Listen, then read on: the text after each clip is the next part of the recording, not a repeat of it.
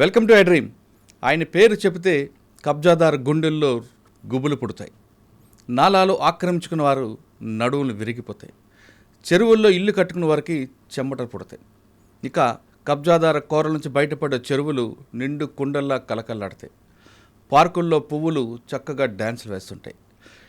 ఇంతకీ ఆయనే హైడ్రా రంగనాథ్ గారు. తను పనిచేస్తున్న పోస్టుని ఇంటి పేరుగా మార్చుకున్న వ్యక్తి హైడ్రా రంగనాథ్ గారు, అలియాస్ ఏబి రంగనాథ్ గారు, ఐపీఎస్ కమిషనర్ హైడ్రా. రంగనాథ్ గారు ఎక్కడ పనిచేసినా ఒక స్పెషల్ మార్క్ ఉంటుంది. ఆయన తూర్పుగోదావరి జిల్లాలో పనిచేస్తున్నప్పుడు ఒక మార్క్ ఉండేది. అదేవిధంగా బలిమలలో ఒక ఇష్యూ ఉంటుంది. విజయవాడ వచ్చేసరికి అయోషా మీరా కేసు, అదేవిధంగా నల్గొండలో తీసుకుంటే ప్రణీత్ కేసు, ఇలాగ ఆయన ఖమ్మంలో తీసుకున్న ఒక కేసు ఉంటుంది, వరంగల్లో ఒక కేసు ఉంటుంది. ఎక్కడైనా సరే ఆయన ఖచ్చితంగా రూల్ ఆఫ్ లా పాటించడం నెంబర్ 1. అందుకే ప్రభుత్వం కూడా ఆయనకి హైడ్రా అనే ఒక సంస్థకి కమిషనర్గా చేసింది. ఇక హైడ్రా తీసుకుంటే అందరికీ తెలిసింది కేవలం కూలగొట్టడం వరకే కాదు. హైడ్రా 2 అనేది స్టార్ట్ అవుతుంది. దానివల్ల ప్రజలకి ఎలాంటి ఉపయోగాలు ఉంటాయి? కేవలం హైడ్రాలో నాగార్జున ఇల్లు ఒకటే కాకుండా ఎవరు ఇల్లు కొట్టారు, మిగతా వాళ్ళ జోలికి ఎందుకు పోవడం లేదు, హైడ్రా అనేది చెరువుల్లో ఇల్లు కట్టిన వాళ్ళకైనా లేదు సామాన్యుడికి ఇల్లు కూలగొట్టడమేనా అనే విషయాల్ని సార్ నాడు తెలుసుకుందాం. సార్ నమస్తే అండి. నమస్తే మురళి. రంగనాథ్ గారు, ఏవి రంగనాథ్ గారు హైడ్రా రంగనాథ్ అయిపోయారు మీరు. బహుశా నాకు తెలిసి పోస్టుల్లో ఇంటి పేరు మార్చుకుంది మీరు ఒకరు, తర్వాత జేడి లక్ష్మణ్ గారు అనుకుంటా. ఆయన కూడా అదే కదా, విబి లక్ష్మణ్ గారు, జేడి లక్ష్మణ్ గారు, ఏబి రంగనాథ్ గారు హైడ్రా రంగనాథ్ అయిపోయారు. అవును, మీరు చూస్తే నన్ను అందరు కూడా ఇప్పుడు హైడ్రా రంగనాథ్ గారు. అండ్ మా ఇల్లు కూడా గూగుల్లో మార్క్ చేస్తే అది హైడ్రా కమిషనర్ అని ఉంటుంది అనమాట. ఇల్లు కూడా నేను మామూలుగా మన సరదాగా గూగుల్లో చెక్ చేస్తాను. అంటే చాలా రేర్గా వస్తాయి సార్ పోస్టులో ఇంట్లో పేరు రావడం, ఇంటి పేరు మార్చుకుంటే చాలా రేర్. అంటే ఇది మీకు మీరుగా క్రియేట్ చేస్తుంది కాదు, పబ్లిక్ నుంచి వచ్చిన పేరు కాబట్టి మీరు క్యారీ చేయాల్సింది. అది డెఫినెట్గా నేను ఐ టేక్ ఇట్ యాజ్ ఒక మంచి ఆపర్చునిటీ అండ్ అదృష్టంగా భావిస్తాను. Right sir. ప్రభుత్వం ఇటువంటి ఒక ఇన్స్టిట్యూషన్ని ఫ్లోట్ చేయడం ఫస్ట్ ఆఫ్ ఇట్స్ కైండ్ కంట్రీలో. అంటే ఇట్లాంటి ఇన్స్టిట్యూషన్ ఇంతకుముందు ఎప్పుడు లేదు.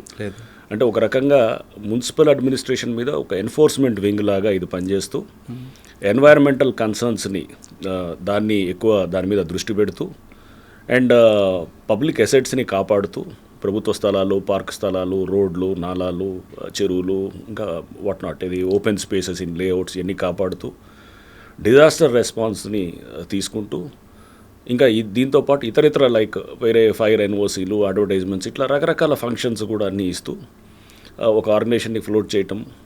దానికి GOMS 99 ద్వారా జూలైలో ఒక ఇన్స్టిట్యూషన్ కాన్స్టిట్యూట్ చేస్తూ ఫస్ట్ కమిషనర్గా నన్ను అపాయింట్ చేయటం. Definitely I see it as నాకు ఒక మంచి ఆపర్చునిటీ. అంటే హైదరాబాద్ని భవిష్యత్తుని డెఫినెట్గా హైడ్రా అనేది చాలా చేంజెస్ చేయడానికి ఆస్కారం ఉన్నటువంటి ఇదనమాట. అంటే ఈ పోస్ట్ కానివ్వండి ఇదనేది. సార్ హైడ్రా పెట్టిన తర్వాత మీరు ఫస్ట్ మాకు ఇంటర్వ్యూ ఇచ్చినప్పుడు చెప్పారు హైడ్రా వస్తుంది, నెక్స్ట్ హైదరాబాద్ రూపురేఖలు మారిపోతాయని. అంటే మీరు ఫస్ట్ ఆపరేషన్ స్టార్ట్ చేయడమే నాగార్జున కన్వెన్షన్ దగ్గర నుండి, అంటే ఎక్కడెక్కడ FTLలో కానీ బఫర్ జోన్లో కానీ కూలగొట్టుకొచ్చారు. అంటే కొంతకాలం వరకు ఏమైందంటే హైడ్రా అనేది కేవలం కూల్చివేతలు మాత్రమే అనేది ఒక సీన్ క్రియేట్ అయింది. సిటీ సరౌండింగ్ అంతా కూడా తీసుకొచ్చారు. కానీ ఒక మతానికి సంబంధించిన కొన్ని విషయాల్లో కొంచెం వెనకంజ వేశారని అటువంటి ఆరోపణలు ఒకటి ఉన్నాయి. 2, హైడ్రా కూల్చివేతల్లో ఒక పార్టీకి కానీ లేదా ప్రతిపక్ష పార్టీలకి మాత్రమే టార్గెట్ చేశారనేది ఒక విమర్శ ఉంది. అంటే మీరు లక్ష్యం అనేది కేవలం కూల్చివేతలైనా లేదా భవిష్యత్తులో ప్రజలకి మంచి జరగాలనే ఉద్దేశంతో చేస్తున్నారని ఒకటి ప్రశ్నకు సమాధానం చెప్పే ముందు ఇప్పుడు కొంత స్లో అయినట్లుగా హైడ్రా అనేది ఒకటి కనిపిస్తుంది. ఈ 4 ప్రశ్నలకు సమాధానం చెప్పే ముందు హైడ్రా కమిషనర్ గారే బఫర్ జోన్ ఉన్నారని ఇటీవల కాలంలో ఒక వార్త వస్తుంది. నాకు తెలిసి ఆ కృష్ణకాంత్ పార్క్ దగ్గర మీ నాన్నగారి ఇల్లు దాదాపు 15-20 సంవత్సరాల కింద కట్టిన ఇల్లు. అది ఈ మధ్యన మీరు కట్టుకున్న 44 సంవత్సరాలు మా నాన్నగారి ఇంట్లో నేను ఉంటున్నారు. కానీ ఇప్పుడు దాన్ని తీసుకొచ్చి దీనికి లింక్ కలిపారు.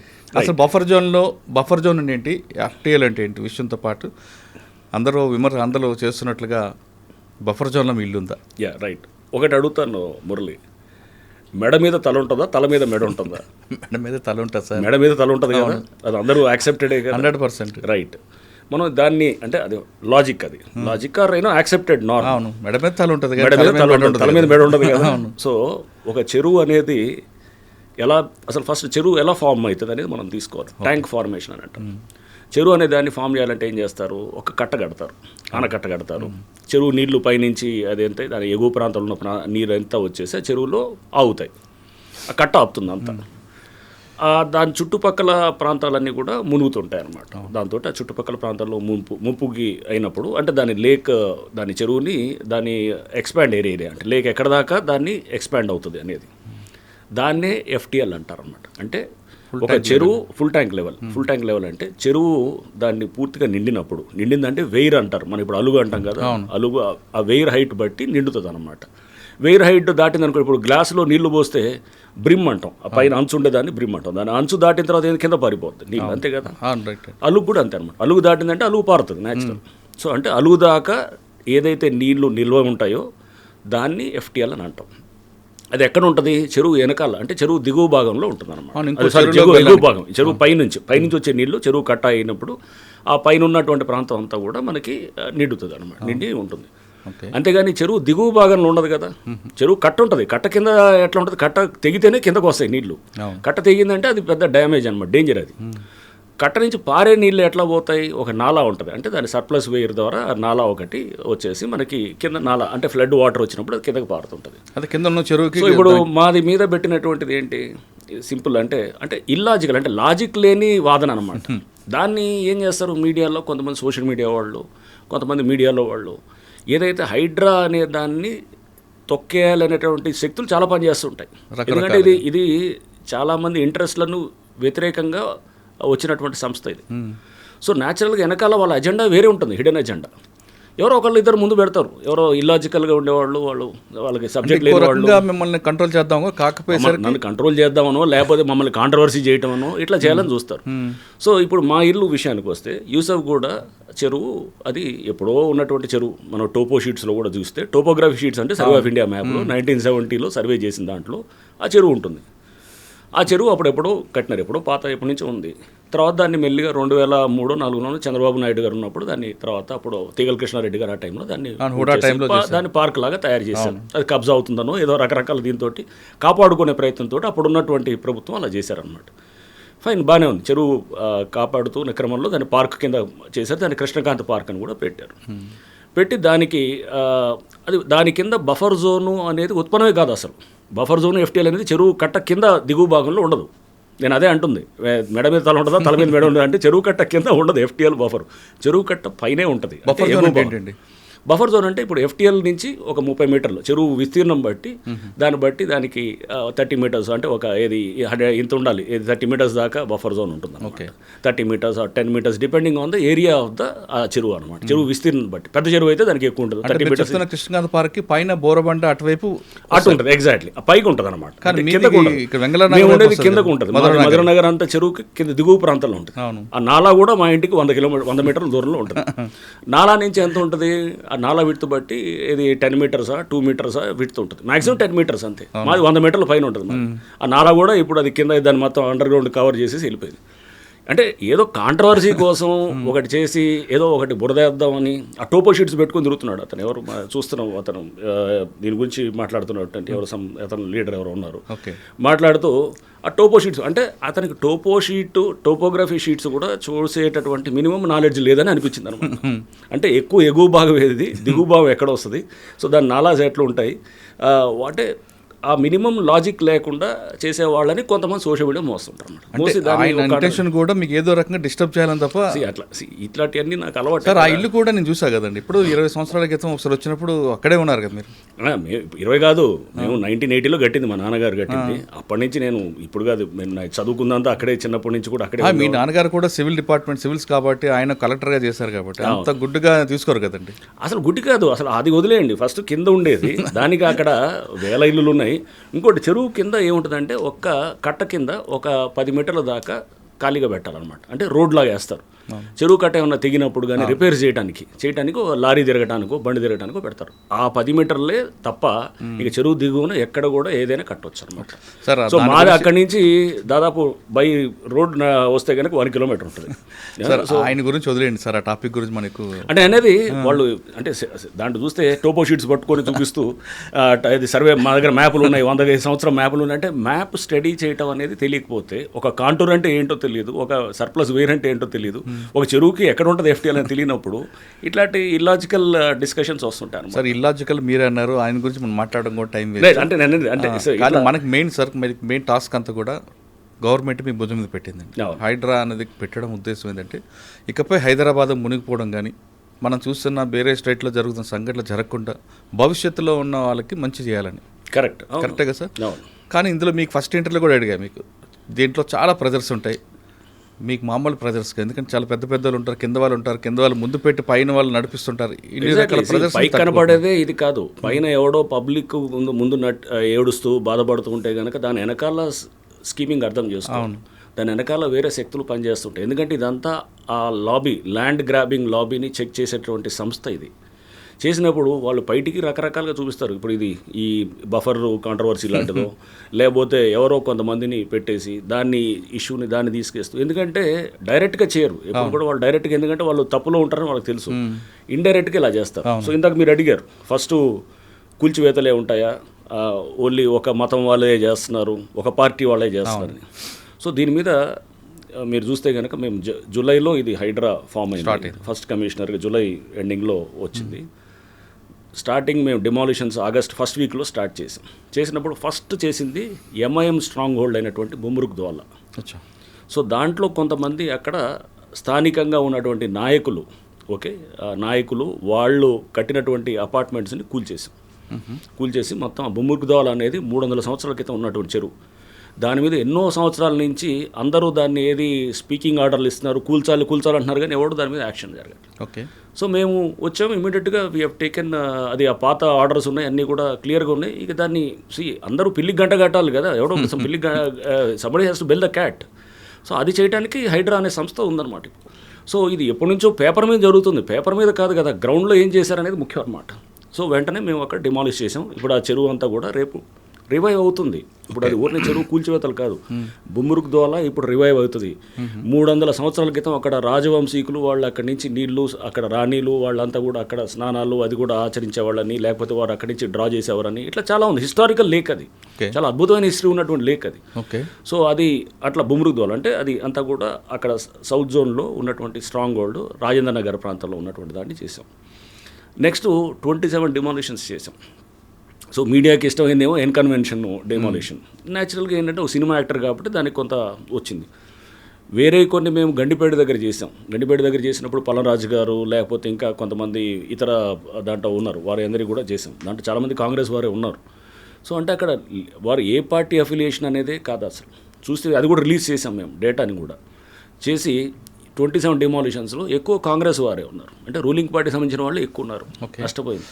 సో అంటే ఈ ప్రచారం అంతా కూడా అపోజిషన్ వాళ్ళని, ఏ అపోజిషన్ లీడర్ చెప్పండి టార్గెట్ చేసి చెప్పింది, ఒక పేరు చెప్పండి, సింపుల్ నేను అడుగుతాను. ఏ అపోజిషన్ లీడర్ ఉన్నాడు? ఆయన పటాన్చేరులో ఆయన కాంగ్రెస్ దెబ్బలు తట్టుకోలేక పటాన్చేరు కాంగ్రెస్ నా దెబ్బ కాదు, ఆయన ఎప్పుడు వచ్చారండి. నేనేం చేశాను, నేను చేసింది కాదు.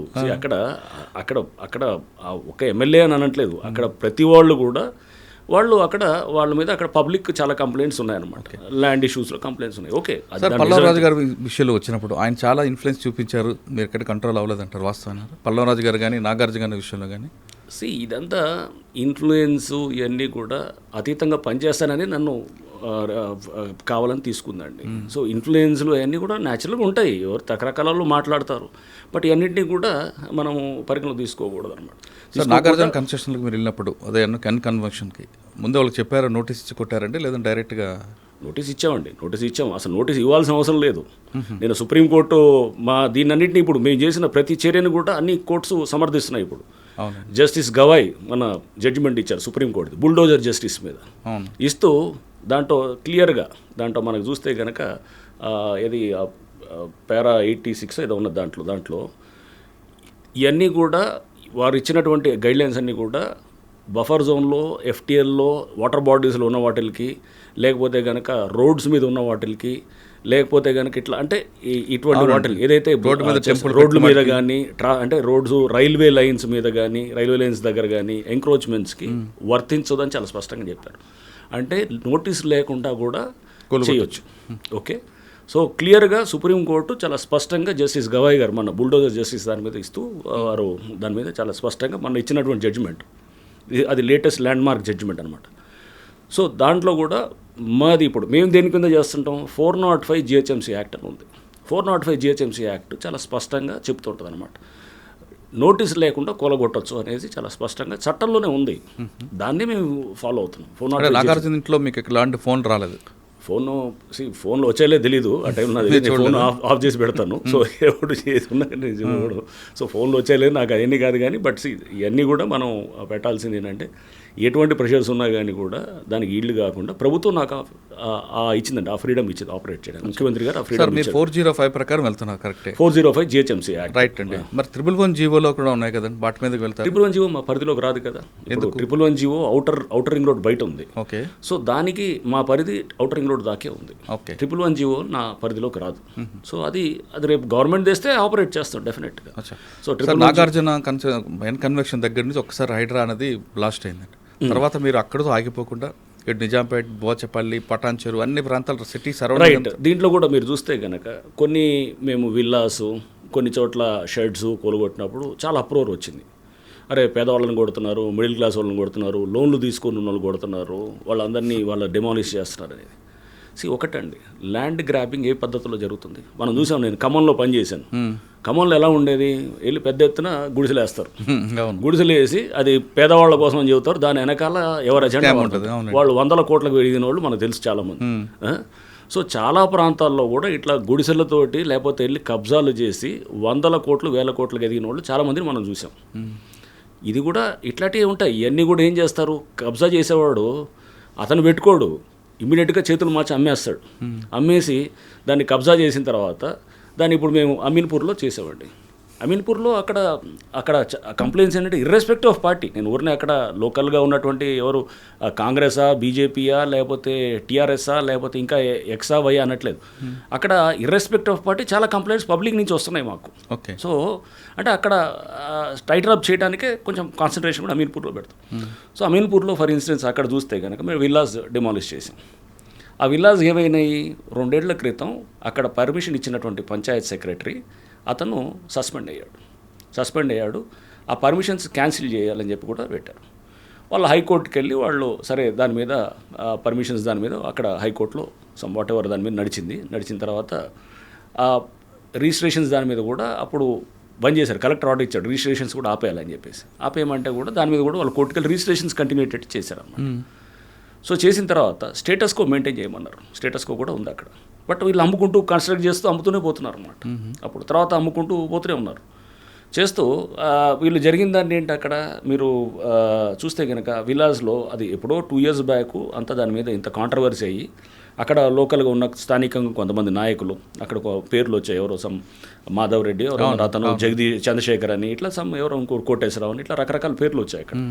పబ్లిక్ నుంచి వచ్చింది ఇదంతా. మేము పబ్లిక్ వచ్చి చెప్తున్నారు. అంటే మేము చేసింది ఏం కదా, అదంతా అక్కడ లోకల్ జరిగినటువంటి వాళ్ళు, స్థానికంగా ఉండేవాళ్ళు వాళ్ళు వచ్చి చెప్పారు. సో వాళ్ళు అక్కడ లోకల్ రాజకీయంగా కూడా వాళ్ళు ఇది ఉన్నారు. వాళ్ళ మీద కూడా మేము కంప్లైంట్ ఇచ్చాం పోలీస్ స్టేషన్, అక్కడ స్థానిక పోలీస్ స్టేషన్ కూడా ఇచ్చాం, హైడ్రా నుంచే ఇచ్చాం. వాళ్ళు ఆ ల్యాండ్ని కబ్జా చేసి విల్లాస్ కట్టి, చిన్న విల్లాసు వీళ్ళకి అమ్మారు. అమ్మినప్పుడు దాని మీద ఆల్రెడీ పంచాయత్ సెక్రటరీని అరెస్ట్ చేశారు. దాని మీద వీడియోలు ఉన్నాయి. అక్కడ స్థానికంగా పెద్ద ఎత్తున దుమారం లేచింది. ఇవన్నీ ఒకళ్ళు కొనేవాళ్ళు ఇప్పుడు సపోజ్ వీళ్ళంతా కొనేస్తారు, చెరువుల్లో ఇట్లానే అమ్మేస్తారు. చెరువులు అమ్మేసి నేను చెప్పాను ఇంత గుడిసెలు లాజిక్ ఏది ఖమ్మంలో జరిగింది, నేను చూసాం లేదు ఎక్కడైనా కానీ. అంటే గుడిసెలు వస్తే గుడిసెలు వదిలేయాలి, ఇక కబ్జా చేసేసి గుడిసెలు వచ్చాయి కాబట్టి పేదవాళ్ళు పాపం వాళ్ళు వదిలేయకూడదని. సో వాళ్ళని కోలుకొట్టడం వేరు, ఒక ఇల్లు కోలుకొట్టడం వేరు కదా సార్. ఇల్లు కూడా ఏంటి పర్మిషన్స్ అసలు ఎలా, ఫస్ట్ ఆఫ్ ఆల్ పర్మిషన్స్ ఇచ్చిన అధికారులు అక్కడ వాళ్ళని క్యాన్సిల్ చేశారు. చేసిన తర్వాత లోన్లు తెచ్చారు, బ్యాంకర్స్ లోన్లు ఇచ్చారు. అంటే డ్యూ డెలిజెన్స్ ఏమైంది, మీరు చేయాల్సిన మినిమమ్ ఇది ఎంక్వైరీ చేయాల్సింది ఉండాలి కదా. ఇప్పుడు మనం ఒక పెళ్ళి చేసేటప్పుడు బిడ్డకి ఎన్ని మనం ఎంక్వైరీస్ చేస్తామండి, ఆ ఎంక్వైరీ చేసుకోవాలి కదా. ఇక్కడ కూడా పబ్లిక్ని అనట్లేదు, పబ్లిక్ చేయాల్సింది ఉంది. అక్కడ ఉన్నటువంటి సిస్టమ్ కూడా ఇప్పుడు డెఫినెట్గా అక్కడ క్లెన్సింగ్ జరుగుతుంది. అక్కడ తప్పకుండా అక్కడ జరగాలి. ఇష్టానుసారంగా జరుగుతుంది కాబట్టి అమీన్పూర్ మీద కాన్సన్ట్రేషన్ ఎక్కువ పెడుతున్నాం. సో అక్కడ మీరు ఏ అధికారం అంటే అధికారం ఇష్టమైన రూల్స్ మార్చేస్తారా? ఇంకా అది వ్యవస్థ ఏంటి, దీనికి ఒక సిస్టమ్ ఏంటి అంటే రేపు పద్ధతి ప్రకారం రూల్ ఆఫ్ లా ఒకటి ఉంటుంది, ఒక చట్టము, ఒక న్యాయము, ఒక వ్యవస్థ, ఒక సివిలైజ్ సొసైటీ. మనం నాగరిక ప్రపంచంలో ఉన్నామని ఇవన్నీ మనం విస్మరించి పనిచేయటం కాదు కదా. అది ఫస్ట్. అంటే స్వార్థం కోసం ఎవరికి వాళ్ళు చేయటం కరెక్ట్ సార్. మీరు చెప్పినట్లుగా వాళ్ళ స్వార్థం కోసం పర్మిషన్ ఇచ్చారు, బ్యాంకులు లోన్ ఇచ్చారు. కానీ అమాయకులు కొనుక్కొని బలైపోయారు కదండి. ఇప్పుడు చాలా కోట్లాది రూపాయలు కష్టం, వాళ్ళు ఈఎంఐ కట్టాల్సి వస్తుంది. వాళ్ళు వచ్చినప్పుడు వాళ్ళని అడిగింది, మీరు అక్కడ పంచాయత్ ఆఫీస్కి వెళ్ళారు, వాళ్ళు వెళ్ళి ఎప్పుడు వీళ్ళు రిజిస్టర్ చేసిన తర్వాత వెళ్ళి పంచాయతీ ఆఫీస్కి వెళ్తే అక్కడ తెలిసింది వాళ్ళకి ఏది ఇదంతా ప్రాబ్లంలో ఉందని.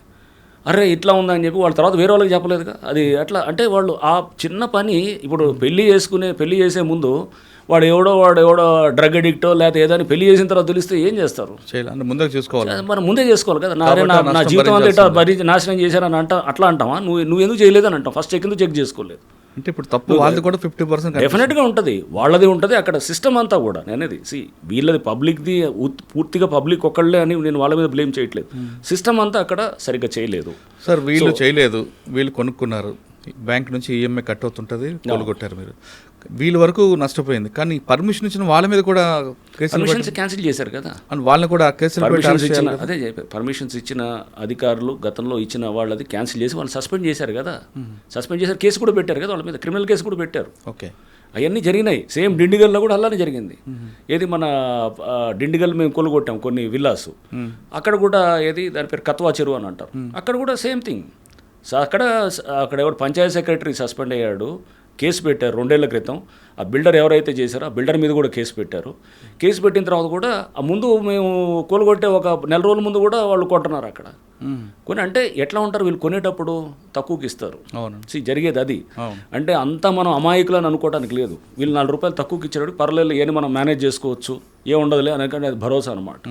సో అంటే ఆడ సపోజ్ ఎవరన్నా ₹1,00,00,000 విల్లా ఉందనుకోండి, 60 లక్షలకో 70 లక్షలకో ఇస్తారు. లేదా 1,50,00,000 ఉందనుకోండి, 1,20,00,000 అంటాడు అనమాట. 30-40 లక్షలు తక్కువ ఇచ్చేస్తారు. సో ప్రాబ్లం తెలిసినా కానీ కొంటారు. ఎందుకు కొంటారంటే పర్వాలేదు మేనేజ్ చేసుకోవచ్చు, ఏముందిలే మందాక ఎందుకు వస్తుంది అనేటటువంటి ఒక భరోసా అనమాట. ఓకే, సో ఇది నేనండి. అంటే మీరు చూస్తే మీరు అంటే ఈ కొట్టిన వాటికి అన్నిటికీ మీరు ఎట్లా మీరు తప్పు కదా అని అంటే అది 100% తప్పు కానే కాదు. ఎందుకంటే గనక వాళ్ళకి అక్కడ తెలిసినా తెలియకపోతే ignorance of law is no excuse. చాలా చట్టం, ignorance of law is no excuse. So దీంట్లో మనం ఈ టైప్ ఆఫ్ కఠినంగా లేకపోతే గనక ఇంత పెద్ద ఎత్తున జరుగుతున్న విధ్వంసాన్ని ఆపలేము. హైదరాబాద్లో ఇప్పుడు ఎవరిని అడిగినా FTL బఫర్ అనేది తెలుసుకున్నారు. ప్రతివాడు కొనే ముందు 1కి 100 సార్లు చెక్ చేసుకుంటున్నారు. కరెక్ట్.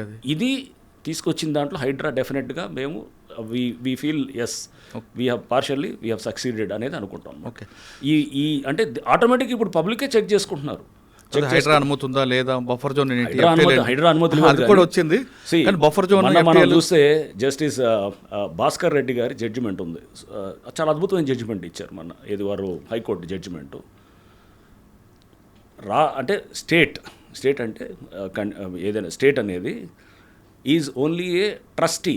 దీంట్లో ఇక్కడ స్టేట్ అనేది ఒక ట్రస్టీ అంతే తప్ప కానీ ఎవడో నాకు పర్మిషన్స్ వచ్చేసాయి కాబట్టి నాకు HMDA ప్లాట్లు వేసింది, పర్మిషన్స్ ఇచ్చాడు అధికారి, నాకు బ్యాంక్ లోన్ ఇచ్చింది కాబట్టి ఇది నా ల్యాండు అని అంటాను క్లెయిమ్ చేయడానికి లేదు. చెరువులో కానీ ఇట్లాంటిది వాటర్ బాడీస్లో కానీ ఎక్కడైనా అది that is a trustee government. అది ఇచ్చినా కానీ కూడా నిర్దాక్షిణ్యంగా వ్యవహరించవచ్చు అని చాలా స్పష్టంగా కోర్టు ఇచ్చింది. సో మాకు చాలా సపోర్టివ్గా ఇచ్చినటువంటి జడ్జిమెంట్ సుప్రీంకోర్టు జస్టిస్ గవాయ్ గారు ఇచ్చిన జడ్జిమెంటు వితౌట్ నోటీస్ అనేది అది. అండ్ జస్టిస్ భాస్కర్ రెడ్డి గారు వారు ఇచ్చినటువంటి జడ్జిమెంటు చాలా క్లియర్గా ఉన్నాయి అనమాట. సో చాలా లోతుగా అంటే చాలా డెప్త్లో తీసుకొని చేసినటువంటి జడ్జిమెంట్స్గా నేను చూస్తున్నాను. కరెక్టే సార్, మీకు చట్ట ప్రకారం వెళ్తున్నారు, మీరు ఎక్కడ కూడా అన్లాఫ్లోకి వెళ్ళట్లేదు, లా ప్రకారం వెళ్తున్నారు. కానీ వాళ్ళు ఏడుస్తున్నప్పుడు బాధ అనిపిస్తుంటుందా? నేను మొన్న కూడా నేను ఇంజనీర్స్ అందరితో మీటింగ్ అయినప్పుడు కూడా చెప్పాను. కొన్ని చోట్ల మురళి ఎట్లుండాలంటే మనసును చంపుకొని పనిచేయాలనేది నేను మొన్న కూడా చెప్పాను. ఇప్పుడు గంజాయి మీకు తెలుసు, నేను AOB ఏరియాలో రైడ్ చేశాం. మేము ఏది నల్గొండలో ఉన్నప్పుడు వెళ్ళి రైడ్ చేసాం. రైడ్ చేసినప్పుడు అక్కడ ఫైరింగ్ చేసి అక్కడ లక్షలాది కేజీల గంజాయి దేశవ్యాప్తంగా సరఫరా అవుతుంది. 10,000 కోట్ల మార్కెట్ అది AOB నుంచి. ఒకసారి వెళ్ళి అక్కడ మొత్తం ఫైరింగ్లు చేసి కాస్త హడావడి చేసేటప్పటికి అప్పుడు గతంలో ఉన్న ప్రభుత్వం కూడా వారు కూడా బాగా రియాక్ట్ అయ్యి వారు కూడా చేస్తుంది. అది పరివర్తన ఏదో పెట్టారు, చేసేసి మొత్తం దాన్ని మొత్తం గంజాయిని ఆపరేషన్ పరివర్తన చేసి మొత్తం గంజాయినంతా క్లీన్ చేయడం మొదలెట్టారు. సిస్టమ్ అనేది తప్పు చేయాలంటే భయపడాలి. విచ్చలవిడిగా అన్ని గంజాయి అంతా సాగుల్లో ఉంటే కనుక అది వ్యవస్థ ఏంటి అక్కడ?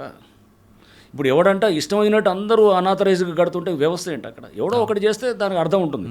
100లో 99 మంది చేస్తుంటే ఎందుకు సిస్టమ్ ఎందుకు అది మూసేసి మనం మామూలుగా చేయాలన్నమాట. అది గంజాయి అంతా సాగు చేస్తే లీగలైజ్ చేయాలి అక్కడ, అంతేగాని అంటే అక్కడ ఆ గంజాయి దాంట్లో చూసేటప్పుడు మనం ఎలా చూస్తాం, అక్కడ దానివల్ల ఒక 10,000-20,000 మంది ఎఫెక్ట్ అవుతారు. అది ముఖ్యమా? కంట్రీ మొత్తం ఉన్నటువంటి కోట్లాది మంది దానివల్ల బెనిఫిట్ అవుతారు. సెకండ్ వన్ మనం ప్రయారిటీ ఎగ్జాక్ట్లీ. సో అంటే ఇదే బెంథమ్స్ యూటిలిటేరియనిజం అని ఉంటుంది అనమాట. అంటే మనం దీంట్లో ఎవరికి ఎక్కువ లాభం చేసేది ఉంటే దానివైపు మనం మొగ్గు చూపాలని. సో ఇక్కడ కొంతమంది డెఫినెట్గా కొంతమంది ఇంట్రెస్ట్లు పోతాయి, ఎఫెక్ట్ అవుతాయి. ఇక్కడ నష్టపోయిన వాళ్ళు ఉండొచ్చు వాళ్ళు, ఓకే. సో ఏది కొంతమంది విల్లాస్ పోయిన వాళ్ళు వాళ్ళకి కూడా చట్ట విరుద్ధంగానే ఉన్నాయి అన్నీ కూడా, చట్టపరంగా ఏది లేదు. అది మన జస్టిస్ మన భాస్కర్ రెడ్డి గారు చెప్పింది కానివ్వండి, వాళ్ళని వెళ్ళి మీరు కంపెన్సేట్ చేయమని క్లెయిమ్ చేయమనండి మా మీద కోర్టులో, రూపాయి రాదు చెప్తున్నారు కదా. ఎందుకంటే లీగల్గా we are on the right side. వెళ్ళి వాళ్ళు ఏమనండి, ఏ కోర్టులో అయినా ఏమనండి, వేసి పైసలు కట్టమనండి, కొలగొట్టిన దానికి రూపాయి కూడా రాదు. Because they are on the wrong side. చట్టపరంగా they are on the wrong side. అయినా కానీ కూడా మమ్మల్ని కూల్చకూడదు అని చెప్పంటే కనుక సేమ్ థింగ్. ఇప్పుడు సేమ్ నేను చెప్తున్నా కదా, గంజాయి దగ్గర మీరు చేస్తే కనుక అక్కడ ఎఫెక్ట్ అవుతారేమో. బట్ కంట్రీ వైడ్ అనేది మనకి డెఫినెట్గా దానివల్ల ఇంపాక్ట్ అవుతుంది. దానివల్ల అయింది. కేజీలు మీరు చూస్తే కనుక అయోబి నుంచి చాలా పెద్ద ఎత్తున తగ్గిపోయింది. అవును. అప్పుడు మేము చేసినటువంటి ఆ ఆపరేషన్ తర్వాత గవర్నమెంట్ అక్కడ కూడా చాలా స్పందించారు. అప్పుడు ఉన్నటువంటి జగన్మోహన్ రెడ్డి గారి ప్రభుత్వం కానివ్వండి, లేకపోతే ఇప్పుడు చంద్రబాబు నాయుడు గారి ప్రభుత్వం కూడా వారు కూడా కంటిన్యూ చేస్తున్నారు. అంటే ఏపీ గవర్నమెంట్ అంతా కూడా, పాత గవర్నమెంట్ అయినా కొత్త గవర్నమెంట్ అయినా, గంజాయి అనే దాని మీద చాలా ఫోకస్గా పెట్టి చేస్తున్నారు. విచ్ ఈస్ వీ వాంట్, అదే కావాలి కదా. అక్కడి నుంచే సోర్స్ మనకి అంత వస్తుంది. సో అంటే ఈ అన్నిట్లో కూడా ఇప్పుడు ఈ కొంతమంది ఎఫెక్ట్ అయ్యారంటే కనుక, దీంట్లో ఎఫెక్ట్ అయిన వాళ్ళు ఎవరంటే ఎస్ వాళ్ళు తప్పకుండా ఇప్పుడు ఎవడో ఒకటి మీద ఫస్ట్ వేటు పడుతుంది కదా. దానివల్ల అందరికీ ఇది సెన్సిటివ్. లీగల్గా 100% we are on the right side. So ఇంకొకటి, సండే రోజు కూల్చొచ్చా, మండే రోజు సాటర్డే కూల్చొచ్చా అనేది కూడా ఉంది. సో అప్పుడు బహుశా హైకోర్టులో కూడా దీని మీద వచ్చింది. బట్ మీకు చెప్పాలని మళ్ళీ అది కూడా హైకోర్టు జడ్జిమెంట్ ఉంది, 3SS జడ్జిమెంట్ అని. చాలా స్పష్టంగా అది సండే అయినా ఏది సాటర్డే అయినా ఎప్పుడైనా కూల్చొచ్చు, 3SS judgement without notice. So అది ఉంది. వితౌట్ నోటీస్ కూడా చేయొచ్చు. Without notice 405 GHMC act. And Sunday అయినా సాటర్డే అయినా ఎప్పుడైనా చేయొచ్చు. Only public holidays 3SS judgement అనేది ఒక క్లబ్ హౌస్ని డిమాలిష్ చేస్తారు. ఏది ఏలూరు దగ్గర ఉన్న క్లబ్ హౌసెస్ చేసినప్పుడు దాంట్లో అది మొహరం రోజు ఏదో ఉంటుంది అనుకుంటా, అది పండగ రోజు ఏదో, అంటే పబ్లిక్ హాలిడే. ఆ రోజు చేసినప్పుడు అది ఆ రోజు సండే కూడా వస్తుంది, సండే అనేది వస్తే 3SS జడ్జిమెంట్లో డివిజన్ బెంచ్ ఆఫ్ హైకోర్టు చాలా స్పష్టంగా చెప్తారు అనమాట. మీరు సండే అయినా సాటర్డే అయినా ఎప్పుడైనా కూల్చొచ్చు. ఓన్లీ పబ్లిక్ హాలిడే అది సండే రోజు పడ్డా కానీ కూడా మీరు చేయొద్దు అని చెప్తాం. అంటే పబ్లిక్ హాలిడే రోజు కూల్చొద్దు. సపోజ్ గాంధీ జయంతి అది ఉంది, లేదా ఏదో సంక్రాంతి ఉంది, లేకపోతే ఏదో దసరా ఉంది, పబ్లిక్ హాలిడే రోజు చేయొద్దు. పబ్లిక్ హాలిడే సండే రోజు పడ్డా కానీ కూడా చేయొద్దు అని కూడా ఇచ్చారన్నమాట. అంటే క్లారిటీ ఇవ్వడం అన్నమాట. సండే రోజు చేయొచ్చు అనేది కూడా స్పష్టంగా చెప్తాం. అంటే సాటర్డే సండే అప్పుడు అన్నారు మీరు అంతా సెలవుల రోజే చేస్తున్నారు, సెలవులు ఎప్పుడైనా చేయొచ్చు. There is no bar. 3SS judgement చాలా స్పష్టంగా ఉంది. We follow the procedure, rule of law అనేది ఉంటుంది.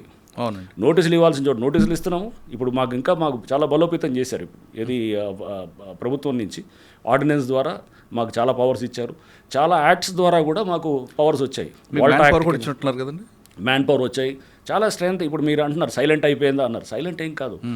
ఇవన్నీ కూడా ఒక స్ట్రాటజికల్గా వీఆర్ దాన్ని బిల్డ్ చేస్తున్నాం అనమాట. ఇప్పటికీ డెమాలిషన్స్ అవుతున్నాయి. కానీ మీకు ఏంటంటే నాగార్జున డెమాలిషన్ లాంటిది అయితేనే మీరు అప్పుడు దాన్ని మీడియా విల్ బి హ్యాపీ, అది క్యారీ చేయాలనుకుంటారు. సో వెనకాల చాలా జరుగుతున్నాయి, డెమాలిషన్స్ అవుతూనే ఉన్నాయి. కానీ అది చిన్న చిత్కా అన్ని జరుగుతూనే ఉన్నాయి. సో మీరు అనుకుంటారు మేము మీరు ఫస్ట్ గుర్తుపెట్టుకోవాల్సింది అంటే ఆగస్ట్లో వచ్చినప్పుడు ప్రెస్ మీట్ పెట్టాం మేము. పెట్టి నేను పవర్ పాయింట్ ప్రజెంటేషన్ ఇచ్చాను. నేషనల్ రిమోట్ సెన్సింగ్ ఏజెన్సీ డేటాని స్క్రీన్ మీద చూపిస్తూ మీడియా అందరితో కూడా మాట్లాడు. ఆగస్ట్ ఫస్ట్ వీక్ అండి, డిమాలిషన్ కూడా స్టార్ట్ చేయలేదు. చెప్తూ 61% చెరువులు మొత్తం ఆక్రమణ అయినాయి హైదరాబాద్లో, మిగతా ఉంది 39% అని రిమోట్ సెన్సింగ్ దాంతో చెప్తూ ఫేజెస్ చెప్పాను. మేము చేసేది ఏం చేయాలనుకుంటున్నాను. ఫేజ్ 1 ఫస్ట్ ఈ విధ్వంసాన్ని ఆపాలి. ఈ విధ్వంసాన్ని ఎలా ఆపాలంటే కనుక we'll go on demolitions. Next phase 2 ఈ డెమాలిషన్స్ తోటి ఆగిపోతాయి.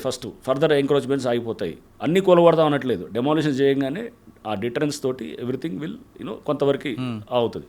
ఆ తర్వాత ఫర్దర్గా ఏం చేసాం, అధికారుల మీద కేసులు పెట్టాం, డెమాలిషన్స్ చేసినప్పుడు ఇప్పుడు చేయాలంటే 1-2 సార్లు ఆలోచన చేస్తారు. రేపు ఎవడైనా ఇప్పుడు చేసినాడు అనుకోండి, ఇప్పుడు చేస్తే అతను రేపు తప్పకుండా ముందు అతనికి డెమాలిషన్ అవుతుంది. ఇప్పుడు కూడా అంటే first is demolition, second is రిజ్యునేషన్.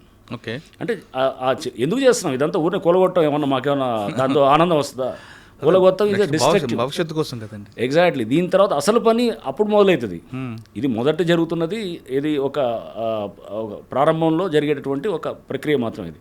దాని తర్వాత జరిగేది అసలుది చెరువులు నాలాలు రివైవల్ అనమాట. అది that is more important.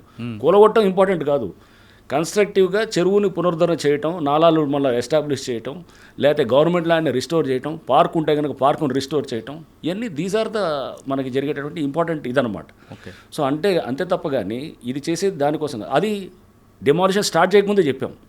So అంటే దాని అర్థం అన్నీ చేస్తారనేది. ఇప్పుడు ఏది మీరు నివాసమై ఉన్నటువంటి ఇళ్ళని దాన్ని కూల్చొని ఇప్పుడు అంటున్నారు, ఇంతకుముందు అనేది ఫస్ట్ నుంచి ఇదే మాట అంటున్నాం. ఎప్పుడు కూడా మేము నివాసం ఉన్న ఇల్లుని ఏది కూల్చలేదు. ఒక్కటి సున్నం చెరువు దగ్గర రేకుల షెడ్లు అది ఉన్నదాన్ని అక్కడ చేసాం. అది ఏది సున్నం చెరువు దగ్గర వాళ్ళు ఎందుకు అక్కడ ఎవడైతే గ్రాబ్ చేసి ఉన్నాడో, ఆ చెరువుని గ్రాబ్ చేసి ట్యాంకర్ల బిజినెస్ చేస్తున్నాడో అతని కింద పనిచేసే స్టాఫ్ అనమాట. దానికి ముందు ఒక వారం రోజుల ముందు ఎన్కన్వెన్షన్ కూల్చినప్పుడు దాని చుట్టూ చెరువు చుట్టూ, తెమ్మిడికొంట చెరువు అంటారు, దాని చుట్టూ చాలా షెడ్స్ చాలామంది ఇట్లా ఏది ఉన్నాయి, చిన్న ఇల్లులు వేసుకున్న వాళ్ళు ఉన్నారు. ఎవరికి కూల్చలేదే. అది బఫర్ జోన్లో ఎఫ్టీఎల్ వచ్చినా కానీ కూడా కూల్చలేదు మేము. అంటే చాలా ఫస్ట్ నుంచి చాలా స్పష్టంగా ఉన్నాము. అంతేగాని ఇప్పుడు ఏదో సడన్గా ఏదో మేమేదో ఏది అక్కడ కూల్చారు ఇక్కడ కూల్చారంటే డిస్కనెక్టెడ్గా ఉన్న వాటిని కలపటకూడదు అనమాట. అక్కడ ఇల్లులు ఏ పరిస్థితిలో కూల్చామంటే అది ఒక ల్యాండ్ గ్రాబరు, అతను ఆ కమర్షియల్గా చేస్తున్నాడు, అతనితో చేస్తున్నాడు. అతను తప్పకుండా చేస్తాం. ఇక ముందు కూడా ఎవడైతే కనుక గ్రాబ్ చేయాలనే ఉద్దేశంతో సపోజ్ నైట్ అక్కడ ఇల్లులు కట్టారు అనుకోండి, నైట్ కడితే ఖచ్చితంగా కూలుస్తాం. అదే మీరు చేస్తే కూలగొట్టిన ఇంట్లో కిచెన్ ఉంది, అదే కదండి. అది వాళ్ళు ఎవరో చిన్నమ్మాయిని పలకలు తీసుకొని ఇవ్వలేదు అని అంటున్నారు. ఒకటి రెండు ఇన్సిడెంట్స్ అక్కడ కింద జరిగేటప్పుడు దాన్ని సోషల్ మీడియాలో చూపించేసి దాని వెనకాల ఎవరు ఉంటారు, దాని ఇంట్రెస్ట్, దాని వేరే ఇంట్రెస్ట్లు ఉండేవాళ్ళు ఉంటారన్నమాట. దాన్ని చాలా పెద్దగా చూపిస్తూ అదేది ఆ చిన్నపిల్లని అక్కడ వందలాది మంది డెమాలు జరిగేటప్పుడు ఒకటి రెండు చిన్న చిన్న పొరపాట్లు అయితే కానీ డెఫినెట్గా బాధపడతాం. తర్వాత మా వాళ్ళకి కోపడ్డాను, అరే పిల్లలకి వాళ్ళకి మీరు వాళ్ళు అక్కడ పలకలు తీయడం లేదా వాళ్ళు వాటర్ అడిగితే కనుక ఎందుకు చేయలేదని చెప్పి కోపడ్డాం. ఒక ఆమె కూడా ఆత్మహత్య చేసుకుంది అనుకుంటా కదా. అసలు మాకు సంబంధం లేదు, అది కూడా మాకు కలిపారు అన్ని ఖాతాల్లో. అంటే ఎవరు ఎక్కడ ఏది జరిగినా కానీ కాశ్మీర్ దాకా మొత్తం మా ఖాతాలో వస్తుంటుంది అనమాట. హైదరాబాద్లో పడుతుంటుంది ఇప్పుడు.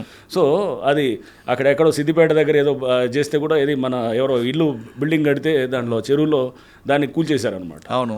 అక్కడ లోకల్ వాళ్ళు చేశారు, మాకు సంబంధం లేదు. అది కూడా మా దాంట్లోనే వేసారు ఖాతాలో. సో ఇప్పుడు ఆమె ఎవరో లేడీ ఎందుకు చనిపోయిందో ఏమో తెలియదు. ఆ కుక్కట్పల్లి పోలీస్ స్టేషన్ పరిధిలో అక్కడ ఎక్కడో చనిపోతే ఆమె ఎక్కడో బఫర్ జోన్ అవతల ఉందంట ఆమె ఇల్లు. మరి వాళ్ళ పిల్లలతో ఏమి గొడవ ఏందో తెలియదు కానీ అది అసలు మాకు సంబంధం లేదు, మేము ఆమె నోటీస్ ఇచ్చింది లేదు, ఏమి లేదు, దాన్ని మమ్మల్ని చేస్తారు, మా అకౌంట్లో వేస్తారు. అట్లా అన్ని అంటే దీని వెనకాల ఉన్నటువంటి మనం ఫస్ట్ గుర్తుపెట్టు, మేము we are fighting against a very very strong lobby.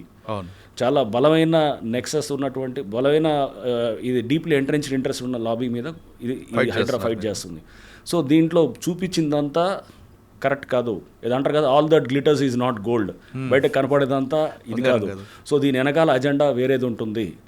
ఆ అజెండాని జాగ్రత్తగా పబ్లిక్ గుర్తుపెట్టుకోవాలి. ఎందుకంటే దీన్ని మేము ఒక యుద్ధంలాగా చేస్తున్నాం, ఒక యజ్ఞంలాగా చేస్తున్నాం. రేపు భవిష్యత్తు తరాలు రేపు హైదరాబాద్ని మనం విముక్తి చేస్తున్నాం. ఈ చెరువులు, కుంటలు, కబ్జాలు, పార్కులు, గవర్నమెంట్ ల్యాండ్ నుంచి విముక్తి చేయడానికి ఒక సంస్థ పనిచేస్తుంది. ప్రభుత్వం దానికి చాలా సపోర్ట్ ఇస్తుంది. డిమాలిషన్స్ జరుగుతుంటాయి, ముందు కూడా జరుగుతాయి. ఆ జరిగే క్రమంలో డెఫినెట్గా మేము చేస్తుంటాం. బట్ డిమాలిషన్స్ ఒకటే మాది ముఖ్యమైనది కాదు, దిస్ ఈజ్ ఆల్సో ఇంపార్టెంట్. ఇది చెరువులు అది ముఖ్యం మాకు. చేసిన దాన్ని మేము ఇప్పుడు చెరువులు పునరుద్ధరణ నెక్స్ట్ 10-12 చెరువులు టేకప్ చేస్తున్నాం. అది కూడా త్వరలో దానికి కూడా డిపిఆర్స్ కూడా రెడీ అవుతున్నాయి. సో సీఎం గారు కూడా చాలా దాని మీద చాలా ఫోకస్గా ఉన్నారు. సో మనం ఎట్లయినా కానీ కూడా చెరువులు పునరుద్ధరణ చేసి ఆ ఏరియాలో కనుక గ్రౌండ్ వాటరు అక్కడ ఫ్లడ్ మనం హ్యాండిల్ చేయగలిగేటట్టు, అక్కడ గ్రౌండ్ వాటర్ని మనం రిప్లెనిష్ చేయగలిగేటట్టు, లేకపోతే అక్కడ చుట్టూ ఒక మంచి రిక్రియేషన్ పార్క్. పబ్లిక్ విపరీతంగా వస్తున్నారండి. మన నిజాంపేటకి వెళ్తే అక్కడ వందలాది మంది వచ్చారు. ప్రతి చెరువు దగ్గరికి వెళ్తే వందలాది మంది వచ్చి వాళ్ళు సపోర్ట్ చేస్తున్నారు. అవన్నీ మనకు కనపడదు అనమాట. ఎక్కడో ఒకళ్ళిద్దరు చేసేదాన్ని ఇంట్రెస్టెడ్గా ఉండేవాళ్ళు వాళ్ళు తీసుకొచ్చి పెట్టేది. పబ్లిక్ వందలాది మంది వేలాది మంది వచ్చి ఇదొక దీనిలాగా స్టూడెంట్స్ వస్తున్నారు, పిల్లలు వస్తున్నారు. మీరు HYDRAA is working for our future. చెరువు దగ్గర కూడా ర్యాలీ చేశారు. అది ఇప్పటికీ వస్తున్నారు చాలామంది పిల్లలు. So we are doing it not for ఏదో నాకు వచ్చే లాభం లేకపోతే ఇంకెవడికో XYZకి వచ్చే లాభం ఏమి ఉండదు. వ్యవస్థకి, సమాజానికి ఒక లాభం ఉంటుంది అనమాట దీని ద్వారా. సార్ మీ సిస్టమ్ స్ట్రాంగ్ చేయడానికి మీరు చేస్తున్నారు, కానీ ఇందులో మీరు చెప్తున్నట్లుగా చాలా బిగ్ షాట్స్ ఉంటాయి. ఇదంతా కాస్త పక్కన పెడితే మీరు 69% అసలు చెరువులు లేవంటారు. 61%. మీరు టేకప్ చేసిన తర్వాత ఎన్ని మన రీఓపెన్ అయి ఉంటాయి రఫ్గా? అదే ఇప్పుడు అదే సాధారణంగా సిటీలో ఎలాగుంటాయి సార్ చెరువులని ఒక చెరువుకి లింక్ వస్తుంది. గొలుసు కట్ చెరువులు ఉంటాయి. గొలుసు కట్ చెరువు, ప్రయత్నర చెరువు తీసుకుంటే పైన అంబీర్ చెరువు, దాని పక్కన ఇంకొక చెరువు, అలా చెరువు. ఆ విధంగా మీరు ఎన్ని చెరువులు గొలుసు కట్ కలిపారు? ఇప్పుడు ఏం చేస్తున్నాము, ఇదంతా కూడా నాలాస్ దాన్ని కనెక్ట్ చేయటము, చెరువుని ఓపెన్ అప్ చేయటము, నాలాస్ ఇంటర్లింకింగ్ చేయటము, ఇవన్నీ కూడా ప్రాసెస్ స్టార్ట్ అయింది. మీరు నెక్స్ట్ ఒక 6 నెలలు 1 ఇయర్లో మీరు చూస్తారు ఇవన్నీ కూడా. చెరువులు ఆల్రెడీ అది డిపిఆర్స్ అంటే చెప్పాము, ఏది డీటెయిల్ ప్రాజెక్ట్ రిపోర్ట్ కూడా తయారవుతుంది. దాని మీద కూడా రేపు ఆ చెరువు దాని లింకప్ నాలాస్ని మనం రివైవ్ చేయటము, ఇవన్నీ కూడా జరుగుతుంది. అంటే ఒక లాంగ్ డ్రాన్ ప్రాసెస్ ఇది, ఇప్పటి నుంచి కాదు, 40-50 ఏళ్ళ నుంచి నడుస్తున్నటువంటి విధ్వంసం. దీన్ని ఇప్పుడు కొంత ఈ మధ్య ల్యాండ్ రేట్లు విపరీతంగా పెరగటంతో దాంతో కూడా మనకి ఇది ఇంకా ఎక్కువ అయిందన్నమాట. ఓకే సార్, సిటీ సరౌండింగ్లో ఏ చెరువు చుట్టూ ఎక్కువ కబ్జాలు అంటే ఫాక్స్ సాగరా, దుర్గం చెరువా? చాలా చెరువులు అండి. అంటే ఎక్కువ మీకు చూస్తే కనుక వెస్ట్ జోన్ అంటే బేసికల్గా మనకి ఈ చెరువుల కబ్జాలు బాగా ఎక్కువ కనబడుతుండేది. ల్యాండ్ రేట్ ఎక్కువ ఉన్నాయి, అక్కడ ఎక్కువ అధికంగా ఉంటుంది. వెస్ట్ జోన్ అంటే దుర్గం చెరువు ఆ ప్రాంతం అంతా అన్ని చెరువుల దగ్గర ఉన్నాయి. వెస్ట్ జోన్ అంటే మనకి శేర్లింగంపల్లి జోన్ ఉంది, లేకపోతే ఇటు కుక్కట్పల్లి జోన్ ఉంది, ఈవెన్ ఇటు ఉప్పల్ నల్ల చెరువు ఉంది, అది కూడా పూర్తిగా కబ్జా అయిపోయింది. అంటే ఈ చెరువు కబ్జా అవ్వటమే కాదు, దాని లోపల మొత్తం పొల్యూటెంట్స్ అనమాట, అంతా వదిలేదంట మురికి నీరు అంతా వస్తుంటుంది, వచ్చేసి ఆ పక్కన ఉన్నటువంటి అపార్ట్మెంట్స్, ఫ్లాట్స్ అన్నిటి నుంచి దాంట్లోకి వదులుతుంటారు. సో ఆ చెరువులు రావడంతో అక్కడ అంత మనకు వాసన అండ్ దాంతోపాటు ఏది అక్కడ గ్రౌండ్ వాటర్ అంతా కూడా మొత్తం పొల్యూటెంట్ అయిపోయి, ఇప్పుడు ఢిల్లీ చూస్తున్నారు పరిస్థితి ఎట్లుందో. ఢిల్లీలో ఎయిర్ పొల్యూషన్ తోటి అక్కడ వెళ్ళే బండ్లు కూడా రానివ్వట్లేదు, సిటీలోకి ఎంటర్ కానివ్వట్లేదు, అంతా అక్కడ వర్క్ ఫ్రమ్ హోమ్ చాలా హైబ్రిడ్ మోడల్స్లో నడుస్తున్నాయి. సో అంటే అసలు స్వచ్ఛమైన గాలి అక్కడ లేదు, కొనుక్కునే పరిస్థితి వస్తుంది. అక్కడ మన ఎయిర్ క్వాలిటీ ఇండెక్స్ అనేది అక్కడ ఇట్స్ ఆల్మోస్ట్ లైక్ అది 500, 400 అండ్ 800 దాకా కూడా వెళ్ళిన సందర్భాలు ఉన్నాయి. మన దగ్గర కూడా ఎయిర్ క్వాలిటీ ఇండెక్స్ అట్లా ఉంది. రేపు వాటర్ క్వాలిటీ ఇండెక్స్ కూడా చాలా పూర్గా ఉంటుంది. సో ఇవన్నీ మనం రేపు ఇవన్నిటినీ చెక్ చేసుకుంటూ ప్లస్ కబ్జాలు ఆపుతూ, ఈ చెరువు కబ్జాల నుంచే కదండి ఇప్పుడు వచ్చేది. ఇప్పుడు అక్కడ బ్లాక్ మనీ జనరేట్ అయితే ఎక్కడ జరుగుతుంది? ఇప్పుడు ఎవరికి సంబంధం లేని దాని దగ్గర జనరేట్ అవుతుంది. సో అది ఎవడు మాట్లాడు, అక్కడ ఒక ఎకరా అక్కడ 100 కోట్లు.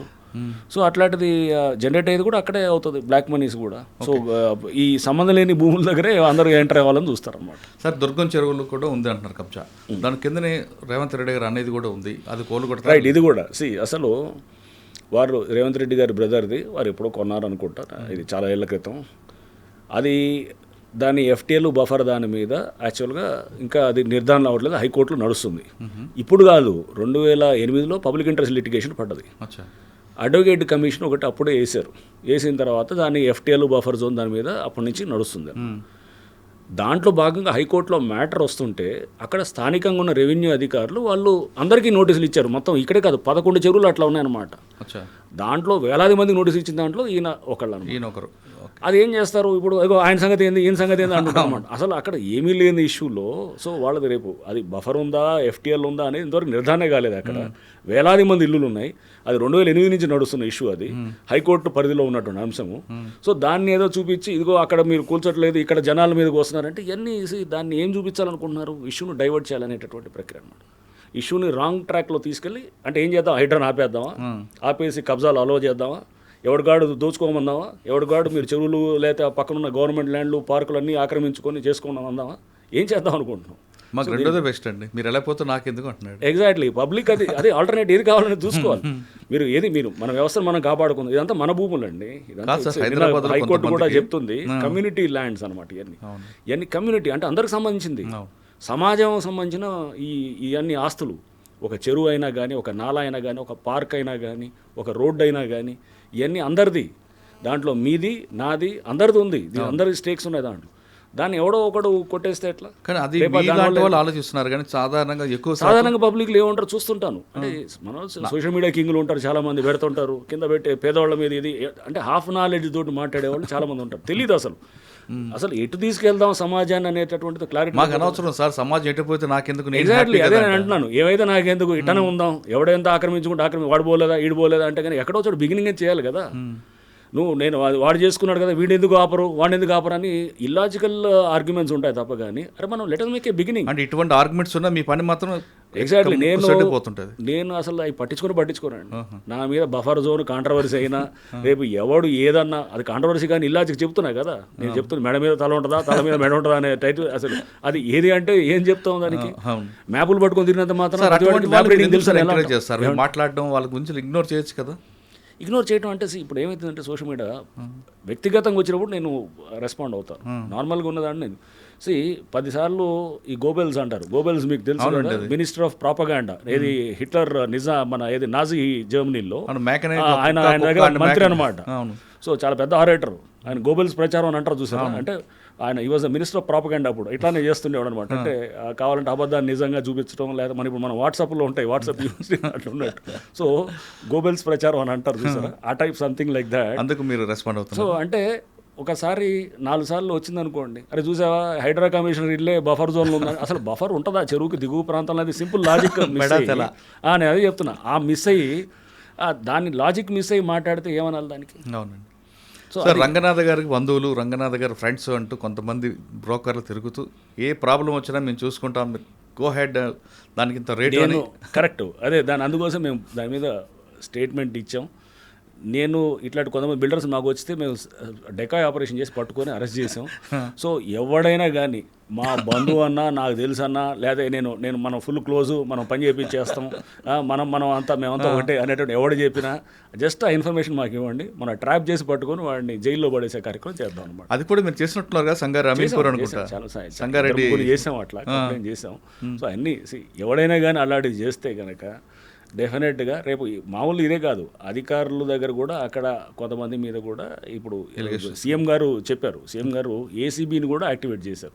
సో ఏసీబీ కానీ, విజిలెన్స్ ఎన్ఫోర్స్మెంట్ కానీ, లోకల్ పోలీస్ కానీ అండ్ హైడ్రా కూడా. సో ఇదంతా కూడా ఫుల్ యాక్టివ్గా పనిచేస్తూ ఇట్లా ఎవడన్నా వెనకాల ఏదో చేసి దీంట్లో ఎక్కడో చోట ఇదిగో మనకు బాగానే ఉంది కదా, దీంట్లో 4 రూపాయలు మిగులుతుంది అనుకునేవాడు ఎవడైనా ఉండేవాళ్ళు ఉంటారు. సో అట్లాంటి ఖచ్చితంగా చేద్దాం. చేసి మీరు అట్లాంటి షేర్ ఇన్ఫర్మేషన్ కాన్ఫిడెన్షియల్గా వచ్చి షేర్ చేయండి. పలానా వాడు చేస్తున్నాను, చిన్న ఆధారం ఒకటి కావాలన్నమాట, సింపుల్. ఆడియో కాల్ ఇప్పుడు మేము చేసాం ఒకడిని అమీన్పూర్లో, వీడియో కాల్ ఉంది, వీడియో రికార్డ్ చేశారు సీక్రెట్గా, దాంతో మనం పెట్టేసాం. వీడియో కానీ ఆడియో ఉన్నా చాలన్నమాట. మనం చేసి జస్ట్ అక్కడ ఆ పరిస్థితులను కూడా స్టడీ చేస్తాం, చూసినప్పుడు అరే కరెక్టే కదా ఇది అక్కడ జరుగుతున్నది ఇదంతా అనే దాంతో చూసి చేసేస్తాం అన్నమాట. సార్ ఇంకా మూసీ ప్రక్షాళన అదొక పెద్ద ప్రాజెక్టు, దాన్ని కూడా చక్కగా చేయాలి అనేది సీఎం గారి ఇంటెన్షన్. అది మంచిదే. అది చుట్టుపక్కల కంపుతో భరించే వాళ్ళకన్నా ఒక ప్రక్షాళన చేసి ఒక నర్మదా నదిలాగా లేదా ఇంకొకలాగా చేస్తే చుట్టుపక్కల అందరికీ బాగుంటుంది. ఇందులో మీకు మీరు చుట్టుపక్కల కొట్టడం వేరు, కానీ ఇక్కడ చాలా మీకు ప్రెజర్ వస్తుంది మూసీలో. ఆ ప్రజలు ఎదుర్కొన్నారు. ఒకటి మురళి, మూసీ ప్రక్షాళన హైడ్రాకి సంబంధం లేదు అసలు. హైడ్రా అసలు is not in to that first of all. సరే దాన్ని కూడా ఏంటంటే హైడ్రా అనే దాన్ని ఒక భయంగా చూపిస్తూ దాన్ని చేస్తూ దాన్ని లింకప్ చేయాలని కొంత ప్రయత్నం జరిగింది. దాన్ని కౌంటర్ చేయడం కూడా మేము చేసాం పలు సందర్భాల్లో. హైడ్రాకి సంబంధం లేదు ఫస్ట్ ఆఫ్ ఆల్. చాలామంది హైకోర్టు కూడా వెళ్ళారు, అసలు హైడ్రా అనే సంస్థ అసలు దాన్ని తీసేసి దాన్ని కూల్చాలంటే కనుక జిహెచ్ఎంసీకి వెళ్ళి మొన్న హైకోర్టులోకి వెళ్తే కూడా హైకోర్టు చాలా స్పష్టంగా చెప్పింది హైడ్రా అనే దానికి పూర్తి చట్టబద్ధత ఉంది అండ్ హైడ్రాకి దాన్ని సపోర్ట్ చేస్తూ జడ్జిమెంట్ కూడా ఇచ్చారు. చూసాం హైకోర్టు బెంచ్ ఇచ్చినటువంటిది. సో అంటే సో దీంట్లో మూసీ దాంట్లో లేదు, right, okay. But general water బాడీస్లో మీరు చూస్తే కనుక ఇప్పుడు మనం అనుకుంటాం అరే మాటలు జనరల్ లాజిక్ ఏమొస్తుంది, ఈ చెరువులు కుంటలు ఇది అంత అవసరమా మనకి, ఇదేది రేపు మనకి ముందు కావాల్సింది ఏది ఇల్లులు కదా, ఏది ఫుడ్ షెల్టరు ఇది కావాలి కదా. మనం ఇది నిన్న మనం చూసి అక్కడ నేను కాకినాడ పోర్టు చూస్తున్నాను, అక్కడ పవన్ కళ్యాణ్ గారు వెళ్ళారు, అక్కడ వెళ్ళి ఆయన ఏదో రైస్ స్మగ్లింగ్ జరుగుతుంటుంది అక్కడ. హీ హాజ్ రైట్లీ సెడ్, ఏమంటున్నారు ఆయన చెప్పే దాంట్లో, ఇది రైస్ స్మగ్లింగ్తో ఆగదు, ఇంకా చాలా జరుగుతాయి, గంజాయి డ్రగ్స్ అన్నీ జరుగుతాయి. ఇంకా అన్ని ఒకసారి మొదలెట్టినవాడు అన్నిట్లోకి ఎంటర్ అవుతాడు. సేమ్ థింగ్ ఇక్కడ కూడా ఒకసారి చెరువు కబ్జా చేసిన వాడు, అంటే అక్కడ భూమి కబ్జా చేసినవాడు అక్కడతో ఆపుతాడని ఎందుకు అనుకుంటావు, అన్ని యాక్టివిటీస్లో ఉంటాయి. క్రైమ్ మైండ్ సెట్ వచ్చింది, క్రైమ్ మైండ్ సెట్ అనేది ఉన్నవాడు అన్నిటికీ విస్తరిస్తాడు. సో అది ఒక పెద్ద మాఫియాగా తయారైంది. ఇప్పుడు అదే జరుగుతుంది కదా, వాడు అక్కడ చెరువు చేసాడు, నీ ప్లాట్ మీదకి వస్తాడు, నీ ప్లాట్ మీదకి వస్తాడు, లేకపోతే నీ డాక్యుమెంట్లు మారుస్తాడు, లేకపోతే నీ ఏదైనా చేస్తాడు. సో ఇవన్నీ చేసేవాడు అంటే ఆ మైండ్ సెట్ని టార్గెట్ చేస్తాడని తప్ప కానీ, ఆ మైండ్ సెట్ అంటే ఇప్పుడు మనం చేయాలనుకుంది షిఫ్ట్ ఉండాలి. ఓ పారాడైమ్ హైడ్రా అనేది ఇప్పుడు ఇన్నాళ్ళు ఉన్న దానికి పద్ధతికి డిఫరెంట్గా ఇప్పుడు చేయాలనేటటువంటిది చేస్తుంది. ఓకే. ప్రభుత్వం ఒక ఇన్స్టిట్యూషనలైజ్ చేసింది దీన్ని మొత్తాన్ని. అవును. చేసి దీని మీద యోగి ఆదిత్యనాథ్ గారు కూడా మన ఆనంద్ మల్లిగవద్ద అని చెప్పేసి లేక్ మ్యాన్ ఆఫ్ ఇండియా అని అంటారు. వారు యోగి ఆదిత్యనాథ్ గారిని కూడా యూపీ సీఎం గారిని కూడా కలిస్తే వారు కూడా దీని గురించి ఆరాధిస్తూ ఇట్లాంటిది ఫ్లోట్ చేయాలని చెప్పి కూడా వారు చెప్పారని కూడా అంటుండే అనమాట. హిమాచల్ సీఎం గారు కూడా ఇట్లా చాలామంది ముఖ్యమంత్రులు కూడా అసలు హైడ్రా దీన్ని ఇట్లాంటి ఇన్స్టిట్యూషన్ మనం ఎందుకు క్రియేట్ చేయకూడదని ఇప్పుడు చాలా చోట్ల జరుగుతుంది. వేరే స్టేట్స్లో త్వరలో మీరు చూస్తారు హైడ్రా లాంటి సంస్థలు చాలా వస్తాయి. ఓకే సార్, కాకినాడ టాపిక్ ఎత్తారు కాబట్టి కాకినాడలో మీరు పనిచేశారు, అప్పటి నుంచి నడుస్తుంది సార్ స్మగ్లింగ్ అనేది, ఆయిల్ స్మగ్లింగ్ అని ఒకటి అక్కడ చాలా బలమైన నెట్వర్క్ పనిచేస్తుంటుంది. పీడిఎస్ బియ్యం ఫర్ ఇన్స్టెన్స్ నేను నల్గొండలో చూశాను. నల్గొండలో చేసినప్పుడు కూడా లారీలు తరలుతుంటాయి అనమాట. ఇదంతా ఒక పెద్ద నెట్వర్క్ నడుస్తుంది. పీడిఎస్ బియ్యము, పీడిఎస్ నుంచి మిల్స్ నుంచి కొన్ని చోట్ల సిఎంఆర్ రైస్ అని ఉంటుంది, అంటే మిల్లింగ్ చేసి ఇవ్వాల్సిన రైస్ మాయం చేస్తారు, చేసి దీన్ని కూడా బయటికి పంపిస్తారు, ఎక్స్పోర్ట్ చేపిస్తారు, చేపించి లేదా మార్కెట్లో కోలుతారు, లోకల్ డొమెస్టిక్ మార్కెట్లో వెళ్తారు, లేదా కాకినాడ నుంచి బయటకు వేరే సౌదీ అరేబియా లేకపోతే ఇంకా ఏది మిడిల్ ఈస్ట్ చాలా కంట్రీస్కి వెళ్తుంటుంది. సో అంటే ఎక్కడ రైస్ కన్స్యూమింగ్ కంట్రీస్కి. So Kakinada has become a hub అనమాట ఫర్ ఇట్లాంటి వాటికి. మీరు పనిచేస్తున్నప్పటి నుంచి కూడా? అప్పటి నుంచి కూడా, అంటే అప్పుడు రైస్ నాకు తెలియదు, అప్పుడు ఆయిల్ ఉండేది. ఇప్పుడు రైస్ ఇంకా పెద్ద ఎత్తున జరుగుతుంది. రైస్తో పాటు ఇంకా చాలా జరుగుతాయి అనేది. సో ఇప్పుడు రైస్ అనేది ఇప్పుడు నేను వెళ్ళింది పవన్ కళ్యాణ్ గారు చూసిందంటూ రైస్ దాని అది ఏదో షిప్ వెళ్తుంటే కూడా దాన్ని సీజ్ చేయమని చెప్పారు. సో అంటే పెద్ద ఎత్తున స్మగ్లింగ్ అనేది అక్కడ జరుగుతున్నప్పుడు అక్కడ నెట్వర్క్ ఏం చేస్తున్నారు, అక్కడ అంతా అందరూ పనిచేసే వాళ్ళు చేయాలి కదా, అక్కడ డెఫినెట్గా అడ్రస్ చేయాలి ఇష్యూని. సో అక్కడ ఇప్పుడు సపోజ్ నేను ఒక జిల్లాలో పనిచేస్తున్నాను అనుకోండి ఎస్పీగా, అక్కడ ఒక స్మగ్లింగ్ జరుగుతుందని ఒక అలిగేషన్ వచ్చిందనుకోండి, అది చెక్ చేయకపోతే కనుక అక్కడ నేను ఆ జిల్లా ఇన్ఛార్జిగా నేను ఐఎమ్ ఏ ఫెయిల్యూర్ అని అనుకుంటాను నేను డెఫినెట్గా. అక్కడ ఫస్ట్ ఆఫ్ ఆల్ అది ఒక మాట వచ్చిందనుకోండి, కొన్ని ఆధారాలు ఇచ్చారనుకోండి, నేను ప్రోబ్ చేయాలి, దాంట్లో ప్రోబ్ చేసి వెనక్కి తవ్వుకుంటూ పోతాను, పోయి దాంట్లో మూలాల్లోకి వెళ్ళి అక్కడ ఆపాలని ట్రై చేస్తాను, చేయాలి. లేకపోతే వ్యవస్థ ఉండి ఏమంటారు, అది పోలీసు సంబంధం కాదనేది అంటుంటారు. ఒక సివిల్ సప్లైస్ వాళ్ళు మాత్రం చూడాలి, అట్లా ఏం లేదు, అందరికీ సంబంధం అక్కడ డెఫినెట్గా. పోలీస్కి ఉంటుంది, అక్కడ లోకల్ పొలిటికల్ సెటప్ ఉండాలి, అందరికీ తెలియాలి. అంటే మీరు ఉన్నప్పటి నుంచి కూడా అంత పెద్ద నెట్వర్క్ ఉంది సార్? అప్పుడు రైస్ ఇది ఆయిల్ స్మగ్లింగ్ ఉంటుంది, ఆయిల్ ఉండేది, కానీ ఇప్పుడు రైస్ ఇంకా పెద్ద మార్కెట్ యాక్చువల్గా. రైస్ అనేది మీకు చేస్తే కనుక అది బయటికి ఎక్స్పోర్ట్ అవుతుంటుంది. చూశాను ఆయిల్ అయితే అప్పుడు ఉండేది కదండి, ఆయిల్ ఉంటుంది, ఆయిల్ ఇప్పటికి కూడా ఉండొచ్చు, పరిస్థితులు నాకు ఐడియా లేదు ఇప్పుడు ఎట్లా ఉందనేది. బట్ ఆయిల్ అప్పుడు ఉన్నది, ఆయిల్ అంటే ఆ షిప్పుల్ని తెచ్చి ఇక్కడ ఏదో చేస్తుండేవారు. బట్ దానికి అది చాలా తక్కువ మొత్తంలో జరుగుతుంది. ఇది కంట్రీ మొత్తం ఇక్కడ స్టేట్స్ తెలంగాణను మనకి ఆంధ్ర నుంచి బియ్యం ఇదంతా తీసుకెళ్ళి పెద్ద ఎత్తున అక్కడికి చేరుతారన్న. అంటే అది కన్నా ఆయన చెప్తున్నట్లుగా డ్రగ్స్ అనేది ఏదైనా రావచ్చు, చాలా ఉండొచ్చు. అక్కడతో ఎందుకు ఆపుతాడు వాడు, చేయాలని వాడు బియ్యం ఆపేసి ఆపుతాడు. ఇగో రేపు ఇగో దీంట్లో కూడా చేద్దాం మనం గంజాయి ఏంటంటే అక్కడ మారుస్తాడు సిస్టమ్ అంతా కంట్రోల్. వెపన్స్ రావచ్చు, డ్రగ్స్ రావచ్చు. దట్స్ వాట్ నేను అనేది. అంటే ఒకసారి తప్పు అనే దాన్ని ఏది తప్పు కాదంటే కనుక మైండ్ సెటే మన మైండ్ ఫ్రీ అయిపోయింది అనమాట. పర్లేదు అన్ని నడిపించవచ్చు అనుకుంటాం. మన చేతిలో ఉంది, ఎక్కడ ఆపాలి ఎక్కడ ఎండ్ చేయాలనేది ఉండదుగా, అది వెళ్తూనే మేనేజ్ చేసుకోవచ్చు, అన్ని మేనేజ్ చేయొచ్చు అనేటట్టు. సార్ మీరు హైదరాబాద్ స్టార్ట్ చేసిన తర్వాత చుట్టుపక్కల చెరువులని మొత్తం ప్రక్షాళన చేస్తూ బెంగళూరు వెళ్ళి అక్కడ ఒక లేక్ మ్యాన్ కలవడం, అక్కడ కాన్సెప్ట్ని ఇక్కడ అడాప్ట్ చేయడం అనే ఉద్దేశం ఏంటంటే? రైట్, ఇది కూడా చాలా. అంటే మేము బెంగళూరుకి వెళ్తే కూడా కొంతమంది కామెంట్ చేశారు, అసలు ఏంది బెంగళూరు ఏంది, అది పనికిమాల సిటీ, అది వాళ్ళ ట్రాఫిక్ జామ్లు అవుతుంటాయి, వాళ్ళ సిటీని అక్కడ నేర్చుకునేది వెళ్ళాలంటే కనుక ఏది అమెరికానో నెదర్లాండ్సో లేకపోతే ఇట్లా జపానో ఇట్లా పోవాలని చెప్పేది అన్నారు.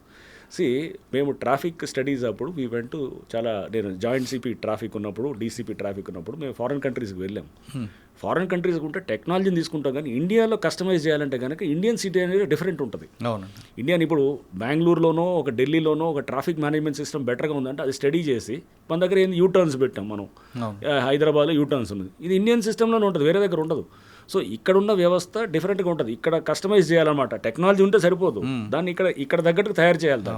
అంటే ఆ పరిస్థితులకు అనుగుణంగా. సో పరిస్థితులు ఏముంటుంది, థర్డ్ వరల్డ్ కంట్రీస్లో లైక్ ఢిల్లీ, చెన్నైయో లేకపోతే బెంగళూరు, హైదరాబాద్ అన్నింటిలో సేమ్ పరిస్థితులు ఉంటాయి. మనుషులు ఒకేలాగా ఆలోచన చేస్తారు, పరిస్థితులు ఒకటేలా ఉంటుంది, వ్యవస్థలు ఒకేలాగా పనిచేస్తాయి, అధికారులు ఒకేలా ఉంటారు, రాజకీయ వ్యవస్థ ఒకేలా ఉంటుంది.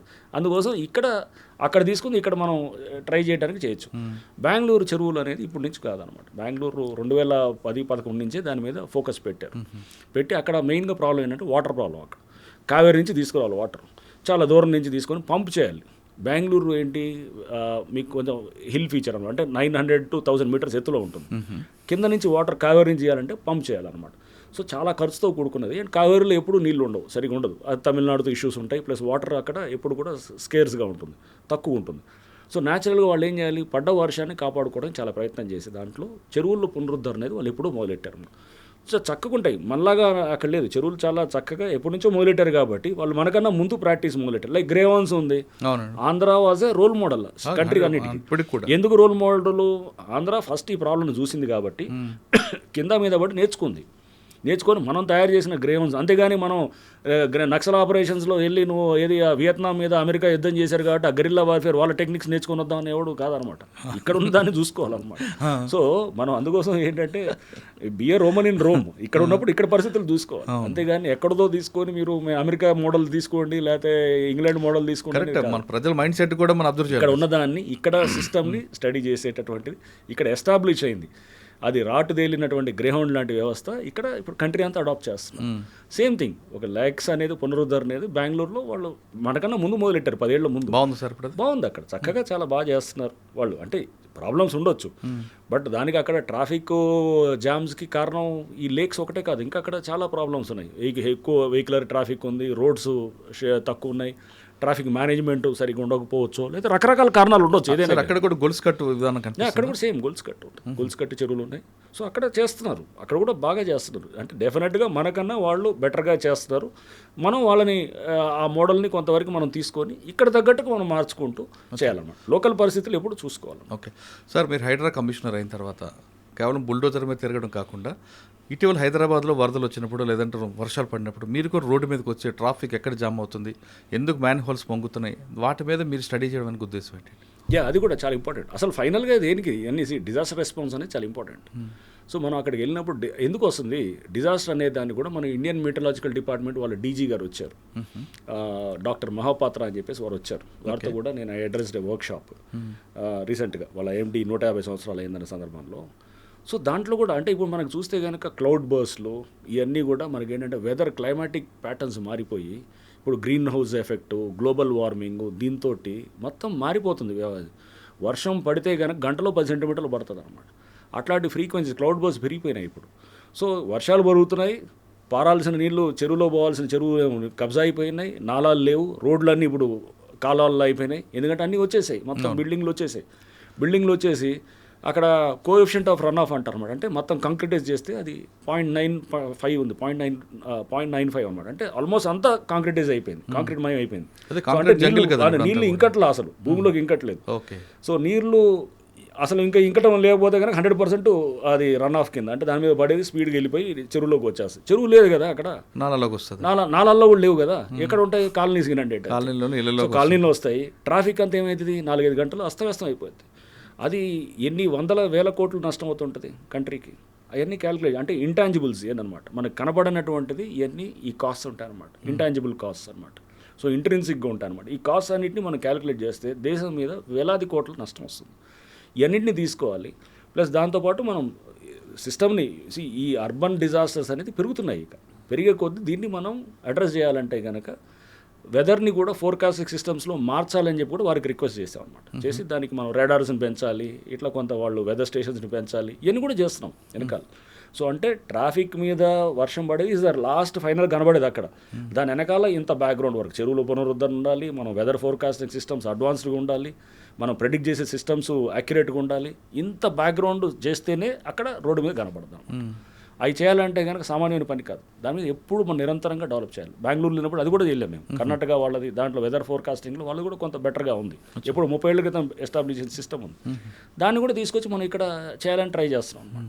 సో దీన్ని ఇప్పుడు సిస్టమ్లో ఒక దాన్ని మనం చేసి ఓనే వచ్చామో పోయామో అనేది ఉద్యోగం ఉండకూడదుగా. చేసామా ఇక్కడ చేస్తే కనుక ఆ టైంలో నువ్వేం చేసావు, సమాజానికి ఏం చేసావు అనేది ఫైనల్ కాంట్రిబ్యూషన్ ఏంటి. అవును. So the contribution to the society is very important. నేను అలానే చూస్తాను ఉద్యోగాన్ని. నేను ఆ కాంట్రిబ్యూషన్ నా నుంచి ఇక్కడ చేసాము 2 ఏళ్ళు 3 ఏళ్ళు what ever I do it. ఆ సిస్టమ్ అనేది అక్కడ ఒక దాన్ని నిలబెట్టి వెళ్తే కనుక రేపు వచ్చినప్పుడు మన ముందు అట్లా చాలామంది అధికారులు చేశారు. నేనే చేస్తున్నాను, చాలామంది అధికారులు నాకన్నా బ్రహ్మాండంగా చేసిన వాళ్ళు వందలాది మంది ఉన్నారు. వాళ్ళు నిలబెట్టిన సిస్టమ్స్ తర్వాత చాలా వచ్చాయన్నమాట. ఇప్పుడు గ్రేవన్ స్టార్ట్ చేశారంటే వ్యాస్ గారు స్టార్ట్ చేశారు, దాన్ని స్టెబిలైజ్ చేసిన వాళ్ళు ఎంతోమంది ఉన్నారు. ఇట్లాంటివి చాలా ఉన్నాయన్నమాట సిస్టమ్స్. ఆ సిస్టమ్స్ డెవలప్ అయ్యి చేసినటువంటి అట్లాంటి మంచి సిస్టమ్స్ వచ్చిన దాన్ని మనం కూడా మంచి సిస్టమ్ వైపు ముఖ్యమంత్రి గారు చాలా స్పష్టంగా ఏంటంటే ఈ డిజాస్టర్ రెస్పాన్స్ అనేది మనం దాన్ని జాగ్రత్తగా తీసుకోవాలి. ప్లస్ ఈ అసెట్స్ ప్రొటెక్షన్, వేలాది ఎకరాలు కబ్జా అయిపోతున్నాయి. ఇప్పుడు మేము చేస్తుంటే పార్కులు అసలు గవర్నమెంట్ ల్యాండ్లు ఎన్నంటే అన్నీ వస్తున్నాయి అన్నమాట కంప్లైంట్స్. అసలు చెక్ చేయడానికి మాకు సరిపోవట్లేదు టైం అసలు అన్నమాట. ఒక్కొక్క దాంట్లో ఎంత లోతుకు పోవాల్సి వస్తుంది అంటే ఒకసారి 3-4 మీటింగ్లు పెట్టాల్సి వస్తుంది. పెట్టిన చోటలో పెట్టిన మీటింగ్ వల్ల గంట పైన పడుతుంటుంది. డాక్యుమెంట్స్ కలెక్ట్ చేయాలి, దాని వల్ల చెక్ చేయాలి, వాళ్ళని వినాలి, వీళ్ళని వినాలి, లోతుగా మళ్ళీ అవసరం డౌట్ వస్తే క్షేత్రస్థాయి పర్యటన ఉంటుంది.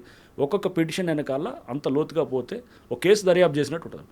అట్లాంటి 4-5 వేలు ఉన్నాయి. అందుకే మేము పబ్లిక్ డొమైన్లో పెట్టలేదు ఇంకా హైడ్రా. రేపు పెడితే కనుక ఇంకా వేలాది బీరు ఫ్లడ్ అయిపోతాయి. చేసిన దాన్ని పర్ఫెక్ట్గా చేయాలి. సార్, మీ సిస్టమ్గా వెళ్తున్నారు, సిస్టమ్ స్పాయిల్ కాకుండా ఫ్యూచర్కి ఏం బాగుంటుందని చేస్తున్నారు. కానీ కొంతమంది ప్రతిపక్షాలు హైడ్రా అనేది కేవలం ప్రభుత్వానికి ఒక జేబు సంస్థగా అయిపోయింది, డబ్బులు వచ్చి పడుతున్నాయి. సో ఇది అంటే ఎవరైనా ఏదైనా అలిగేషన్ ఎవరైనా ఏం చెప్పొచ్చండి. అదే దానికి ఎందుకంటే మన ప్రజాస్వామ్యం ఎవరైనా ఏదైనా మాట్లాడవచ్చు. సో అది దురదృష్టవశాత్తు అదేది ఒక ఎవిడెన్స్ తోటి ఇగో ఇక్కడ జరిగిందని చెప్తూ హైడ్రా అనే దాని వల్ల ఏమన్నా చేసింది ఏమన్నా ఉందా, ఏటీఎం అనగా అవుతుందంటారు. అది ఊరినే మాట్లాడటం చేసి మీరు బుధవేస్తాం మీరు కడుక్కోండి అంటే కనుక మనం చెప్తున్నాం కదా, మీ బఫర్ జోన్ ఇదనండి అట్లనే ఉంటుంది అనమాట. సో మీరు ఒక నిర్దిష్టమైనటువంటి దీన్ని చెప్పండి, చెప్పినప్పుడు దాన్ని డెఫినెట్గా దానికి రెస్పాండ్ అవుదాము. మీరు ఏదో ఊరినే ఒకటి అనేసి ఇది ఏటీఎం సంస్థగా అయింది, లేకపోతే ఇది ఏది మొత్తం ఏది ఖజానాలు నింపడానికో లేకపోతే ఎవడో కొంతమంది జేబులు చేయడానికో, జనరల్ అలిగేషన్స్ ఏముంది, ఎవడైనా మాట్లాడు. నేను కూడా చెప్తాను, ఎవడి మీద కావాలంటే ఇగో ఈ ఎక్స్ వీడు ఇది వాడది అని అంటాను. అలా కాదు కదా. సో అది మనం అలా కాదు, విత్ ఏంటి నీ దగ్గర ఉన్నటువంటి సాక్ష్యాలు ఏంటి, ఆధారాలు ఏంటి చెప్పు, దాని మీద మాట్లాడదాం. వచ్చి మమ్మల్ని అడగండి, ఇదిగో మీరు ఇలా చేశారని అడగండి. వీఆర్ ట్రాన్స్పరెంట్, మేము వీఆర్ ఓపెన్. వచ్చి మీరు ఇక్కడ ఇలా ఎందుకు చేశారు, ఇలా ఎందుకు చేయలేదు అని చెప్పాలంటే కూడా దానికి సమాధానం చెప్తాం. ఓకే సార్, ఫైనల్గా చెప్పండి, హైడ్రా 2.0 ఏం చేయబోతుందండి? హైడ్రా 2.0 అనేది మీరు ఏది రోబో 2.0 టైప్ ఏదో చెప్తున్నారు. సో అంటే హైడ్రా అనేది ఈరోజు పబ్లిక్లో అవేర్నెస్ తీసుకొచ్చిందండి. కొత్త సిస్టమ్. హైడ్రా అనేది జస్ట్ ఏదో ఒక సంస్థ కాదు, ఒక కొత్త వ్యవస్థని తయారు చేస్తుంది. ఆలోచన విధానం కూడా కనిపిస్తుంది ఒకవైపు. అంటే భయం అనేది కాదు, అవేర్నెస్. పబ్లిక్ అవేర్నెస్ కూడినటువంటి పొల్యూషన్. రేపు మేము చెక్ చేస్తున్నాం, ఇప్పుడు పొల్యూషన్ కంట్రోల్ బోర్డుతో కూడా మీటింగ్ పెట్టాం. చెరువుల్లో వ్యర్థాలు వదిలిస్తే కనుక రేపు ఆ పట్టుకొని వాళ్ళని మనం జైలుకి పంపించి అది సీజ్ చేసి వాళ్ళని మనం చేస్తే కనుక 10 మందిని చేయండి, ఎందుకు వదులుతారు చూద్దాం. ఇప్పుడు దాని మీద ఫోకస్ ఉంది. ఇప్పుడు రేపు ఎందుకు చేయరు? రేపు చెరువులు మెయింటైన్ చేయాల్సిన, చెరువుని ప్రిజర్వ్ చేయాల్సింది మా యాజ్ లేక్ ప్రొటెక్షన్ కమిటీ చైర్మన్గా హైడ్రా కమిషనర్ బాధ్యత. ఎవరైతే చెరువులో వ్యర్థాలు వదిలేసి ఎఫ్లూయెంట్స్ అన్ని వదిలేసి డేంజరస్ కెమికల్స్ అన్ని వదులుతున్నారు అనుకోండి, నలుగురిని పట్టుకోండి, వాడిని చేసి జైలుకి పంపించి వాడి బిల్డింగ్ని మొత్తం సీజ్ చేసి కోర్టుకు పెట్టి వాడిని చుక్కలు చూపించామంటే ఎట్లా వదులుతాడు చూద్దాం. భయం లేక, బేసికల్గా చట్టాలంటే భయం లేదు, రూల్ ఆఫ్ లా అంటే భయం లేదు, వ్యవస్థలంటే భయం లేదు, ఏదైనా మేనేజ్ చేసుకుంటాం. ఆ భయాన్ని మనము చట్టాన్ని కఠినంగా అమలు చేయడం ద్వారా పబ్లిక్లో ఒకటైతే వచ్చింది సార్, హైడ్రా అనేది అవేర్నెస్ తీసుకొస్తుంది ఒక సెక్టార్ పబ్లిక్కి. కొంతమందికి ఒక భయం క్రియేట్ చేసింది, మనం తప్పు చేసి ఇలాంటి బిల్డింగ్ కొలాప్స్ అవుతాయనే విషయాన్ని. అందులో మంచిగా ఉంది, అందుకే కూడా పబ్లిక్ కూడా మీకు హైడ్రా రంగనాథ్ అంటారు. కానీ హైడ్రా 2.0 ఏం చేస్తారు? హైడ్రా 2.0 ఉత్తి ఈ భయం క్రియేట్ చేయటం కాదు, దాని నుంచి పాజిటివ్ సైడ్ వెళ్తుంది. ఫైనల్గా మా గోల్ పాజిటివ్. ఇది కూల్చడం కాదు, నిర్మించడం. అది చెరువులు నిర్మించడం అనేది చేయాలి, ఒక నాలాలు మంచి వ్యవస్థ నిర్మించడం చేయాలి, ఒక మంచి డిజాస్టర్ రెస్పాన్స్ సిస్టమ్ తయారవ్వాలి, వెదర్ ఫోర్కాస్టింగ్ సిస్టమ్స్ తయారు కావాలి. సో రేపు గవర్నమెంట్ ల్యాండ్లు కబ్జా చేయకుండా గవర్నమెంట్ ఆస్తులు పరిరక్షించబడాలి. పార్కులు అందరికీ మంచిగా, ఇది ఇప్పుడు ఇళ్ళకి వెళ్తే కనుక సాయంత్రం నేను మా ఇంటికి వెళ్తే మా ఇంటి దగ్గర పార్క్ ఉంది, పక్కనే ఉంటుంది. పార్కులు మా ఇంటి దగ్గర కూడా ఇట్లానే కొట్టేయాలని చూశారు ల్యాండ్ని. అప్పుడు మేమే 10 ఏళ్ల క్రితం అందరం వెళ్ళి నిలబడ్డాం అనమాట. నిలబడి అది పోలీస్ స్టేషన్ కంప్లైంట్ ఇచ్చి నేను అప్పుడు డీసీపీగా ఉన్నాను 10 ఏళ్ల క్రితం, 2014-15. కాపాడుకున్నాను కూడా కబ్జా చూసారంటే మా ఇంటి దగ్గర మా నాన్న నేను ఇద్దరం కూడా పక్కన అసోసియేషన్ వాళ్ళందరం కలిసి కొంతమంది రైట్ మైండెడ్ థింకింగ్ వాళ్ళందరం వెళ్ళి మేము కాపాడుకున్నాం. చూసారు. అదే చెప్తే అట్లాంటి వాటిని మా ఏరియాలో జరుగుతుంటే మేము ఎప్పటి నుంచో కాపాడాలని చేసాము. అది చాలా వాల్యుబుల్ ల్యాండ్, 1000 గజాలు ఎంత ఉంటుంది. అది అక్కడ మా కాలనీలో అది దాదాపు ఇట్ మైట్ బి అరౌండ్ నాకు తెలిసి 15-20 కోట్ల మధ్యలో ఉండొచ్చు. సో ఆ ల్యాండ్ ఎప్పుడు 10 ఏళ్ల క్రితం మేము కాపాడుకున్నాం, పోలీస్ కేసులు పెట్టి. దాన్ని ఇప్పుడు అది అందరికీ, అది అందరి ఆస్తి, అది ఎవడో ఒకళ్ళిద్దరు స్వార్థంగా చేసేది కాదు. సేమ్ థింగ్, ఇది అందరి ఆస్తుల్ని, ఇది సమాజం యొక్క ఆస్తుల్ని పరిరక్షించాలి, ఇది అందరికీ చెందిన ఆస్తుల్ని కాపాడుతాం. అది that is the next goal అనమాట. చెరువులను పునరుద్ధరణ, ఆస్తుల పరిరక్షణ, ఇవన్నీ చేయటం, అండ్ డిజాస్టర్ రెస్పాన్స్ ప్రాపర్గా అప్రోప్రియేట్గా చేయటం, ఈ మా లక్ష్యాలు అన్నమాట. ఓకే సార్, హైడ్రా అనేది కేవలం హైదరాబాద్ వరకేనా, ఇంకా తెలంగాణ రాష్ట్రం అంతా విస్తరించేది? ఇది ఓన్లీ ఔటర్ రింగ్ రోడ్ దాకా 2000 స్క్వేర్ కిలోమీటర్స్ జిహెచ్ఎంసీ అండ్ 27 మున్సిపాలిటీలు, దాని చుట్టూ 27 మున్సిపాలిటీకి మొత్తం ఎక్స్టెండ్ అవుతుంది. ఓకే సార్, ఫైనల్కి ఇంకో క్వశ్చన్ అండి. హైడ్రా అనగానే భయపడుతున్న కొంతమందికి, లేదా హైడ్రా అంటే అభిమానించే కొంతమందికి ఒక కమిషనర్గా మీరు ఇచ్చే మెసేజ్ ఏంటి? హైడ్రా అనేది మీకోసం అండి, మీరు భయపడాల్సిన అవసరం లేదు, ఎవరు కూడా భయపడాల్సిన అవసరం లేదు, తప్పు చేసిన వాడే భయపడాలి. హైడ్రా ఇది జస్ట్ ఇది ఒక ఏంటంటే పబ్లిక్, మీ ఆస్తుల్ని ప్రొటెక్ట్ చేస్తున్నాం, మీకోసం మేము పనిచేస్తున్నాం తప్ప, కానీ దానికి ఎక్కడ కూడా మంచిగా చేస్తున్నవాడు అంటే తప్పు చేయకుండా కబ్జాలు చేయకుండా వాడు ఎవరు కూడా భయపడాల్సిన అవసరం లేదు. అది మీరు అక్కడ ఎక్కడన్నా కానీ అటువంటి విధంగా ఎక్కడన్నా మీకు ఇబ్బందులు ఉన్నా కానీ మీరు దయచేసి మా దృష్టికి కూడా తీసుకురావచ్చు. ఎక్కడన్నా హైడ్రా పేరు చెప్పి కూడా మిమ్మల్ని ఏమైనా ఇబ్బంది పెట్టేటటువంటి అట్లాంటివి ఉంటే కూడా దయచేసి మా దృష్టికి తీసుకురండి. అప్పుడు వాళ్ళ మీద ఖచ్చితంగా మేము సీరియస్ యాక్షన్స్ ఉంటాయి, మామూలుగా కాదు, కనపడేటటువంటి సీరియస్ యాక్షన్స్ కూడా ఉంటాయి. సార్, అపార్ట్మెంట్ పర్మిషన్కి హైడ్రా అనుమతి కావాలంటారా? అసలు హైడ్రా పర్మిషన్స్ ఇవ్వదండి. హైడ్రా పర్మిషన్స్ ఇవ్వటం మొదలెడితే కనుక ఇదొక గవర్నమెంట్ని స్ట్రీమ్లైన్ చేయాలి, కానీ గవర్నెన్స్ని ఎక్కువ సిస్టమ్స్ పర్మిషన్స్ ఇచ్చేటటువంటి పెట్టకూడదు. అది అంటే అది ఆ సిస్టమ్ వైపు వెళ్ళాలి మనం. సో అన్ని పర్మిషన్స్ ఇవ్వటం మొదలెడితేనే అది రెడ్ టైపిజం, బ్యూరోక్రటైజేషన్ ఇదంతా ఉంటుంది. మనం అది కాకూడదు, స్మూత్గా ఉండాలి, అది ఈజీగా పర్మిషన్స్ వచ్చేటట్టు ఉండాలి. అది జరిగితే అప్పుడు సిస్టమ్ బెటర్ గవర్నెన్స్ వైపు వెళ్తున్నట్టుగా నేను భావిస్తాను. సో హైడ్రా ఎక్కడ కూడా పర్మిషన్స్ ఇవ్వదు, అది చాలా స్పష్టంగా ఉంటుంది. హైడ్రా బిల్డింగ్ పర్మిషన్స్, చెరువుల దగ్గర ఉన్న ఎన్ఓసీలు ఏది అది కాదు, ఓన్లీ ఫైర్ ఎన్ఓసీస్ వరకే మేము ఇస్తాం. దాన్ని కూడా ఇప్పుడు నిన్న మాకు ఎవరు సైబరాబాద్ సిపి గారు అవినాష్ మోదీ గారు కూడా మాట్లాడారు. సో మేమంతా త్వరలో మీటింగ్ పెట్టుకుని దాన్ని ఇంకా సరళీకృతం చేస్తున్నాం, అంటే దాన్ని స్ట్రీమ్లైన్ చేస్తూ ఆన్లైన్లోనే అప్లై చేసుకుంటూ తీసుకునేటట్టు ఫైర్ ఎన్ఓసీ వరకు అనమాట. అది కూడా దాన్ని ఎక్కువ కంప్లైంట్స్ ఉండాలి, పబ్లిక్ హెరాస్మెంట్గా ఫీల్ అవ్వకూడదు, చాలా ఈజీగా ఇచ్చేటటువంటి విధంగా అడ్మినిస్ట్రేషన్ ఉండాలి. సార్, ఇందులోనే ఇంకొక పార్టీకి వస్తుంది ఏంటంటే హైడ్రా అనేది ఎందుకు చేస్తుంది, ఎవరి కోసం చేస్తుంది అనేది మీద మీ స్కూల్స్ కాలేజీలకు వెళ్ళి వాళ్ళకి ఎడ్యుకేట్ చేసే అవకాశం ఉందా? తప్పకుండా ఉందండి. నెక్స్ట్ అది అవేర్నెస్ క్యాంపెయిన్ పెంచేదానికి కూడా ఉంది. సో మాకు ఇంకా స్టాఫ్ కోసం మేము వెయిట్ చేస్తున్నాం. రేపు హైడ్రా పోలీస్ స్టేషన్ కూడా వస్తుంది, వచ్చిన తర్వాత ఇంకా ఎఫెక్టివ్గా ఉంటుంది. సో ఇదంతా ఈ ఇన్స్టిట్యూషన్ బిల్డింగే ఒక 1 year పడుతుంది, చట్టాల పరంగా స్ట్రెంథన్ అవుతున్నాం. ఇదంతా ఇప్పటికీ స్టార్ట్ అయ్యి 4-5 నెలలు అవుతుంది, ఇంకా ఒక 4-5 నెలల దాకా ఇదంతా ఇన్స్టిట్యూషన్ బిల్డింగ్ జరుగుతూ ఉంటుంది. సో అది అయిన తర్వాత ఇంకా ఫుల్ ఫ్లెడ్జ్డ్గా ఇది అవేర్నెస్ పెంచడం, స్కూల్స్కి వెళ్ళి మాట్లాడటం, ఎడ్యుకేషన్ ఇన్స్టిట్యూషన్స్ని కూడా వాళ్ళు పెట్టుకోవటం, పబ్లిక్ని కూడా ప్రతి దగ్గర కూడా చెరువులు, పార్కులు, దాన్ని పబ్లిక్ పార్టిసిపేషన్ తీసుకోవటం, ఇదో ప్రజా ఉద్యమంగా నిర్మించటం, ఇవన్నీ కూడా చేయాలన్నమాట. చేస్తే అప్పుడు దీనికి నిజమైన సార్థకత అనేది కూడా వస్తుంది. ఓకే, హైడ్రా ఉన్నది కేవలం భవిష్యత్తు వాళ్ళ కోసం కానీ అక్రమదారుల కోసం కాదు అంటున్నారు రంగనాథ్ గారు. ఇది కేవలం మీ అందరి కోసం భయపెట్టే సమస్య కాదు, ప్రజల బాగోగుల కోసం, భవిష్యత్తులో భావితరాల వారి కోసం ఈ సమస్య పెట్టాం. ఇది ఖచ్చితంగా చెరువులు అక్రమదారులు మాత్రం ఖచ్చితంగా వాళ్ళ మీద మా ఫోకస్ ఉంటుంది. కానీ ఏ చెరువునైతే విముక్తి చేసాం ఆ చెరువులని కాపాడే బాధ్యత కూడా మాదే అంటూ రంగనాథ్ గారు చెప్తున్నారు. ఇది రంగనాథ్ గారితో ఎక్స్క్లూజివ్ ఇంటర్వ్యూ. వచ్చే వారం మరో విషయాలు మళ్ళీ కలుద్దాం. అంతవరకు నమస్తే. Thank you sir, thank you very much. Thank you. Hydraa అన్నది మీరు ఎలాగొచ్చారు, పేరు అయిపోయిందో ఇంకా ముందు కూడా అదే దీంట్లో జోష్లో వెళ్ళాలని కోరుకుందాం. Thank you.